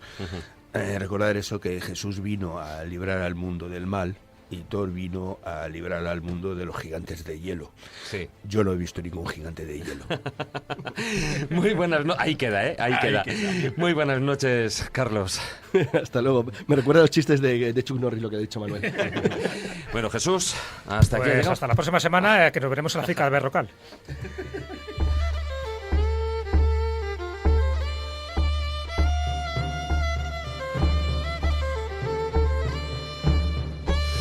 Bueno, pues, queridos escobuleros, esto ha sido todo por hoy. Muchas gracias, muchísimas gracias por acompañarnos durante estas 2 horas de programa. Muchas gracias, Víctor, por haber estado los mandos de esa parte técnica. Y os recordamos, como hacemos siempre, nuestra página web, laescobula.com. Y, por supuesto, nuestra presencia en las redes sociales, donde os podéis poner en contacto con nosotros durante la semana. En Facebook, la página oficial, La Escóbula de la Brújula. Y en Twitter, nuestro perfil es @escobuleros. Muy buenas noches, amigos. Tratad de ser felices e ilustraos. Hasta la próxima semana.